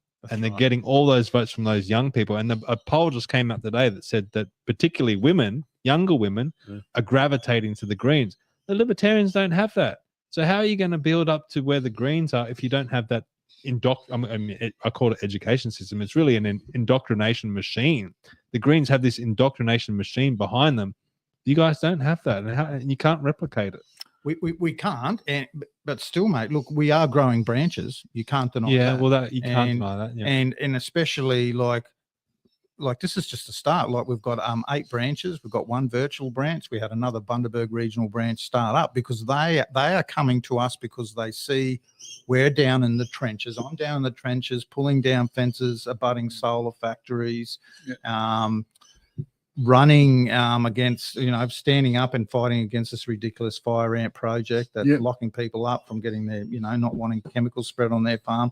They want people that represent them at a grassroots level. They're sick of I guess, career politicians. Yeah. And so you're right. We are up against this machine that's got into our education system that are producing this doctrine that drives young people to the Greens, but it's about building momentum, and that's not going to happen overnight.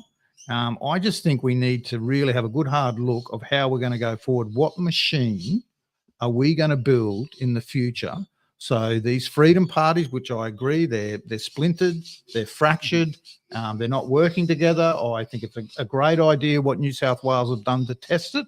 It mightn't work. It might work. We didn't want to go there in the short term, but it's great that you guys. Is it happening in Queensland? It will. It will. We're sharing preferences with Jared Rennick's party, but it's not going to be a combined ticket. Well, because we've already been campaigning for 12 months, and even like with the way it was that put out, people were saying, "Well, that's not going to happen here, is it? We've got behind you for the last 12 months," because that should have been done 12 months ago. But now after this election, that's why we need to get together. We haven't worked out the right equation and what that machine is going to look like, but it is going to include the development of grassroots branches and getting the community more involved in politics. The biggest travesty in this whole election for me is the race in Queensland, the Senate race in Queensland, because I look at the Senate race and I see Malcolm Roberts, who, look, we complain about politicians every single podcast. But I believe if there's good people in there, they should be rewarded, and Malcolm should be rewarded with another term. As much as I love you and think that you do probably just as good or better job than Malcolm, he deserves to be rewarded with that term. Jared Rennick probably should be back in there as well.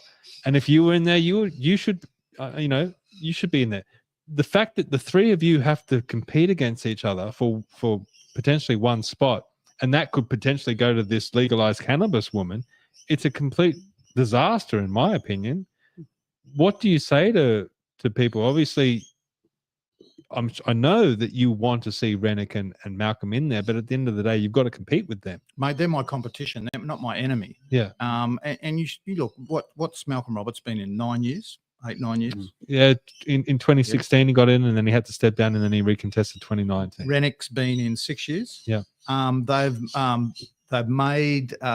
brought a lot of transparency to a lot of issues that would have rather the other major parties would have rather remain hidden. They've caught a lot of people out, but what they haven't done is that they haven't brought the community together at a ground level. They haven't united people at a ground level, and they haven't got a ground game. How many branches has both Rennick and Roberts got in Queensland? Tell me. Well, don't get us started. How many? I'm waiting. How don't many? Get us started on the internal machinations of one Zero. nation. Yeah. Zero, mate. Yeah. How many people do they run? How many people have got in state parliament in Queensland now? None.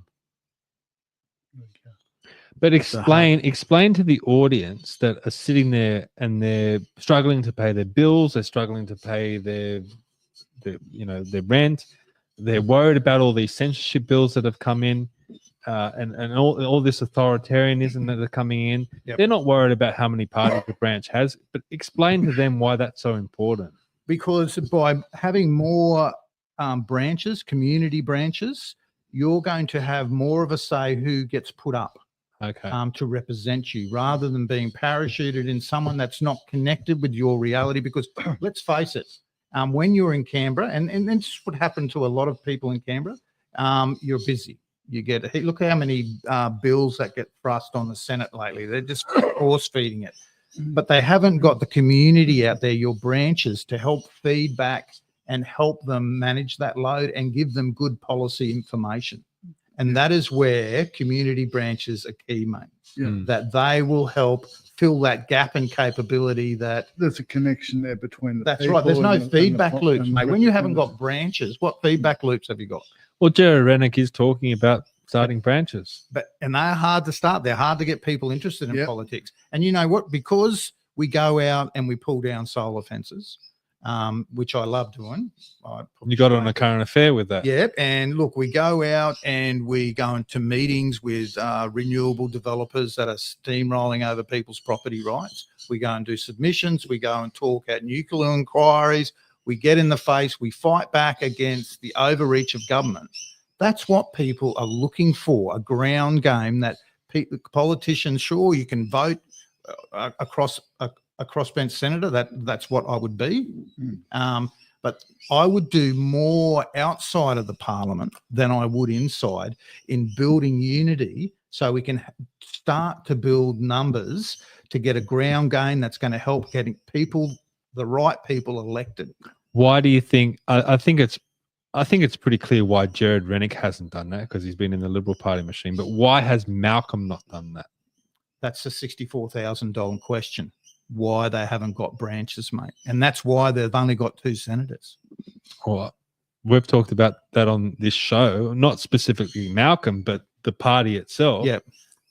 Well, I'm not going to speak for anyone else. My view is they've got it exactly where they want it. They don't want it to grow, because if it grows, you need to have more people having a say, and they don't want that. It's ruled by one lady and her little buddy, and they get all the revenue, they get all the attention, they get all the power, they can direct the ship wherever they need to go and wherever they want to go, and they don't want anyone like a Mark Latham or a Stephen Andrew, or I mean, there's a whole list of them of Rod Roberts.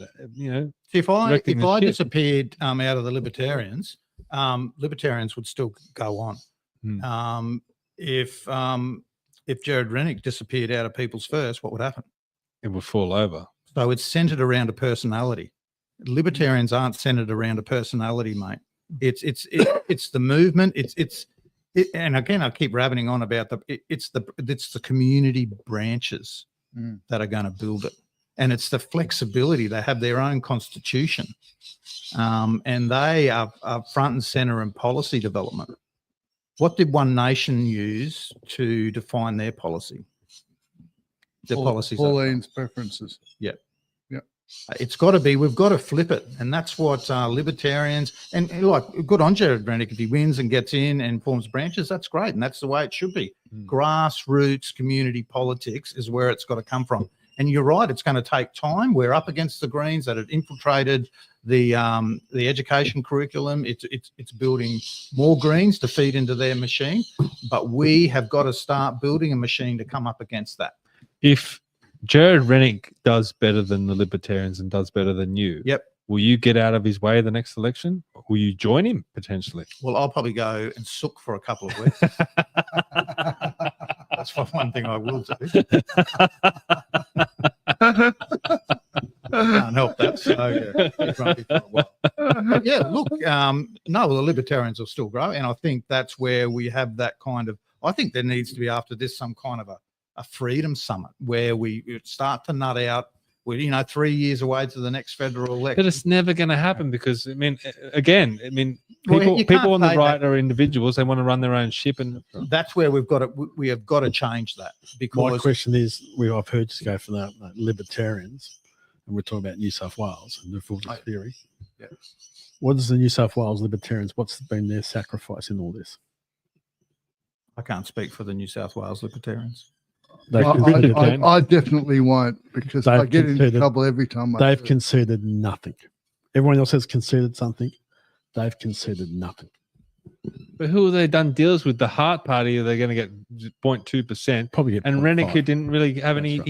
He's got no ground game in New South Wales anyway. We'll talk about the deals afterwards. He's going to do it online. Online. There's been lots of deals done, let me assure you. Oh dear. Our friend Rob Cribb's been very, very active. I bet he has. Still won't get it. I think it's a good start, and I think that Come back just quickly, John. Yeah. Jim. The branch structure is basically what John Ruddock wants. Yep. It's based on what his book was, Make the Liberal Party Great Again. It's a combination of the Westminster system and the American system, more American system, and that's what he's trying to do. The grand primaries is branch stacking in a public lie. Dilemma says spill the beans, Richard. Not a chance. This is what this show's meant to be about. Not a chance. That's what we get in trouble for. I've been in enough trouble there. And the thing, come back to the grand primaries idea. I didn't really the grand primary idea when it's a the bit way like the Democratic and Republican. it is, but the way I don't mind the concept, but I mean you've really the one thing that people in Queensland, they want an opportunity to have a say. Yeah. And if you're just going to hold a few meetings in a few regional, a few major cities in Queensland and think, well, that's it, but we're putting these people up. We've had a few meetings, so-and-so won the debate. It won't cut it with Queenslanders. We've got to work out a system where everyone feels like they've got ownership to the decision who we put up. And that's basically the primaries of what Ruddock's. It needs a lot more work. The architecture, he's got the work. He's just copying and paste what's in America. But look, ultimately, it's not a Rhodes Scholar stuff. It's very simple policies. What the Democrats and the Republicans do. And out now and debated out to a point. But but the point I'm trying to say is that that sort of thing, branch members, all that. It's all right having branch members, but do these branch members just turn up once a month and get on have a few beers, but when the next month or so when you need to do elections, can you come out and do pre-polling with us and stuff like that? And you know what they'll say? I'm busy at work. No, they won't say. We've got a program to enroll them and enthuse them and to enlist them. We have a program. It hasn't been enacted yet, but we do have a program and we will get it done. Well, it's my choice. No, I'm just saying. We won't be like the Teals. We're not a cult. Yeah, but we will have volunteers. All I'm saying to you is you can be a branch member of the Toowoomba branch of the Libertarians. I turn up once a month and good luck, but I'm busy all the time. And I haven't got time to do pre. But that's like in all parties. That's right. Yeah, I'm just saying you can't force upon people to. No. Yeah, but you can inspire them. You can. Yeah. Fair enough. I give you that, but it's all right to have 1,000 branch members, but you got to make them work. Yeah, and I've been critical of the Libertarians, and there's a couple of hardworking Libertarians around, like Richard.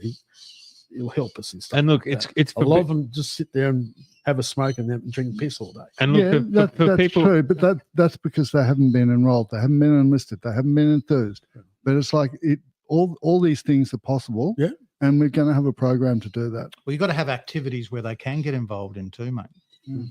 Actually, activities where they feel that they're making a difference to their local community. Yeah, they've got to be engaged. You're right. Yeah, absolutely. Not have a meeting like the LNP once every 5 years or. But Labor Party, the same thing. They're all the same, and they're growing. It's not revolutionary. Yeah, that's right. Yeah, keep it simple. And come back just before I started.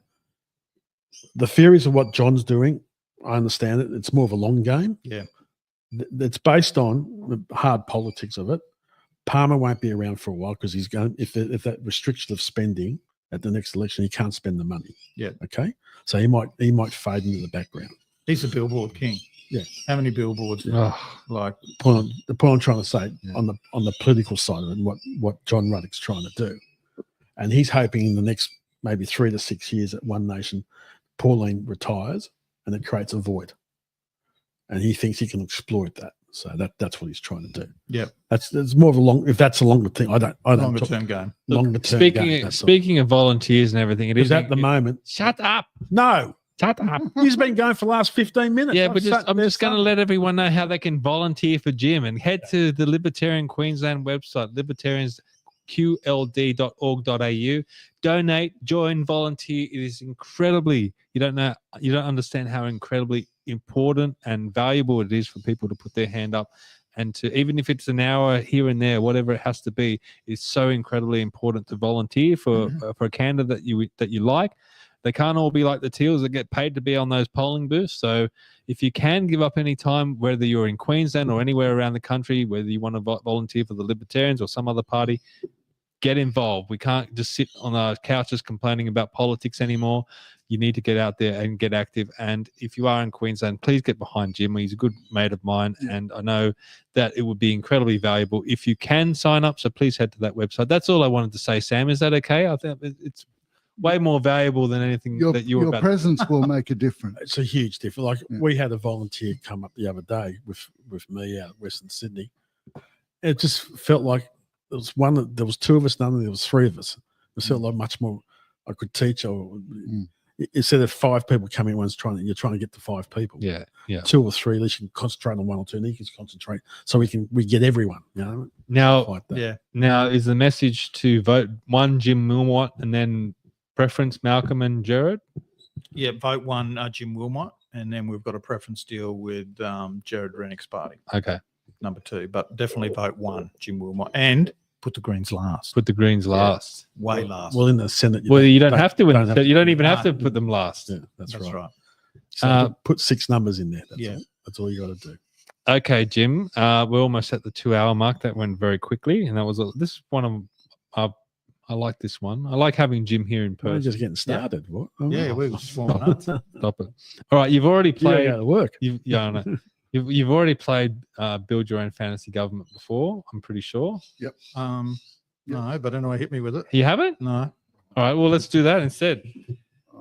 I'm pretty sure you would have, because you've been on the show before. No, maybe skip that question. For, Probably my internet reception was so bad. I remember you playing it before. Oh. All right, we'll do it again. If you can't remember, maybe your answers will be different, and then we can compare. But Jim, you are in control of the next Parliament of Australia, and you can choose 5 or 6 people. They don't have to be politicians. They don't even have to be alive. Be anyone that you want to head up the next Parliament of Australia. Who do you choose? Choose yourself first. Yeah, well, no, that's a definite. And look, I think that you know what, I would like Stephen Nowakowski to be my Minister for Environment. Yeah. So I think he's very balanced, and he's got some ticker, and he's a true environmentalist. So there's another one. You know, I like JD Vance. Yeah, I like him, and I like what he stands for. Well, I said on this podcast, or was it this? No, I was on another podcast, and I said that every LNP candidate or member should be modelling themselves on JD Vance. Yeah, he's great. Yeah, and such a good speaker. Look, I'd really like, as one of my lower house candidates would be Katie McCullum, because she is a true gun. She's not even in your party. I know, but well, yeah, give her time. I've given her a Libertarian shirt too, mate. just like you, Stephen. Well, I'm going to give mine to Sam. You going to wear it now? Oh yes, no. I want to see it. Put it on. It's a Queensland one. Come on, mate. It's a Queensland Libertarian shirt. I want to get a photo of this. Can you believe it? See, you're winning votes everywhere. 2 people that vowed never to be libertarians, and we're wearing the T-shirt. Good on you. That's how much we love Jim Willmott. Oh wow, that looks impressive. Send that to Rob Cribb and John Ruddick. Look at that. Oh, nice. There you go. That suits you, mate. We should all have one. How good that looks. Maroon. I love the maroon. All right, so you're up to Katie McCullum and Stephen Nowakowski. I reckon you, mate. And Jim. And me? Yeah. Okay, what am I going to do? Well, infrastructure. Yeah, well, you'd get exact. You'd get exact. Being a surveyor, construction surveyor. Just imagine those. No, press I think. conferences. Well, you've got to look at people that the thing about what we've got to think about, and let me cut back that we're all doing this for nothing. Mate, you're just picking all your mates. No. Well, because why not? They're in the network that's driving change in politics, and they're doing it for nothing. Yeah, that's true. We're not paid. We're not paid senators. We haven't got a fleet of staff.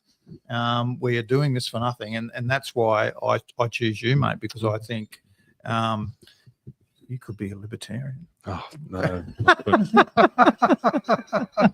No, you're just being mean. And you know what? I would choose my good mate, and she will kick me for this. Kathy Duff, who is the mayor of South Burnett, even though she is a lifetime member of the LNP in Queensland, because you know what? She is one of the best community servant leaders. You told I've me you ever were going to seen. get her on a show. Well, we should. Kathy Duff, you've got to come on this show. She will come on the show. We will, because she is known as one of the best regional mayors in Queensland. Because she gets out, she gets down in the trench, get her hands dirty, and she just cuts through the BS. Just you're a I've got a message. I've got a message for Kathy. Yep. It's my father's old saying: "Every saint has a past, and every sinner has a future." Okay. Just a quick question on water around where you are. Would you get water from if the Bradfield scheme came in? It'd be too far. I'm too far. Yeah, too far east. Yeah. Okay. Don't they use the Thompson River as the transit from? Yeah, but I'm down way, to the. I'm way away from the. So you rely on the Burnett River. Yeah. Look, we've just got some large dams on our property anyway. Right. But look, we've got the dams that Joe Bjelke-Petersen built in his era. We've got the Bundoomba Dam, and we've also got the Joe Bjelke-Petersen Dam, just south of Mergen. So luckily he built those dams because Queensland hasn't got enough dams. That's right. We've got all this water. Well, you got a desal plant. We've got let's run a desal plant, and a lot of they this haven't water, turned it on yet. They don't get me going on the reef legislation and like. Anyway. So how further west is the Bradfield scheme from there? Just off the top of my head, it's. And is there a highway that goes through it? And which side of the highway is? 400 kilometres. Oh, is that far west? Yeah. See, I'm only in a straight line off the coast to the South Burnett, probably 130 kilometres. As the birds fly. As a crow flies. You're still in the coastal catchment, really. Well, yeah, I call it the donut, and so does Kathy Duff when it comes to funding, because all the coastal councils get a lot of funding, and then a lot of the even some of the western areas get a lot more funding for us, but we just get nothing. So the next government of Australia will be JD Vance, Jim Willmott, Katie McCallum, Stephen Tripp, Stephen Nowakowski, and Katie Duff. Kathy Duff. Kathy Duff. Yeah, what a great team. That's a hell of a. Pretty good. Yeah. So just come back to my question. I read a book, an essay about the Bradfield scheme. Yep. Do you believe in the Bradfield scheme? I don't think it's engineeringly possible. Is that why it's been pulled off the last? That's why people been since Bradfield said it. Yep. Nearly 100 years ago. Yep. That it's not feasible. That's right. Because everyone says it's the bureaucrats in Canberra said we can't do it because we don't really want to do it. No, I agree with the concept, and I'm not against water infrastructure. We need more water infrastructure, mate. But I just don't think it's actually feasible. So why did Bradfield see that? Why did Bradfield see that vision that no one else could to this time? And you say no to it too. Why is that the case? Well, I know Colin Boyce, member for Flynn, with the LNP, has done a lot of work on the intricacies of what it would take and really the engineering feasibility. When you really look down to the depths of it, it's not physically possible. So basically the bureaucracy is right in that part of it. Yeah, it is. Okay, fair enough. Yeah. But what about just the Burlington transfer scheme?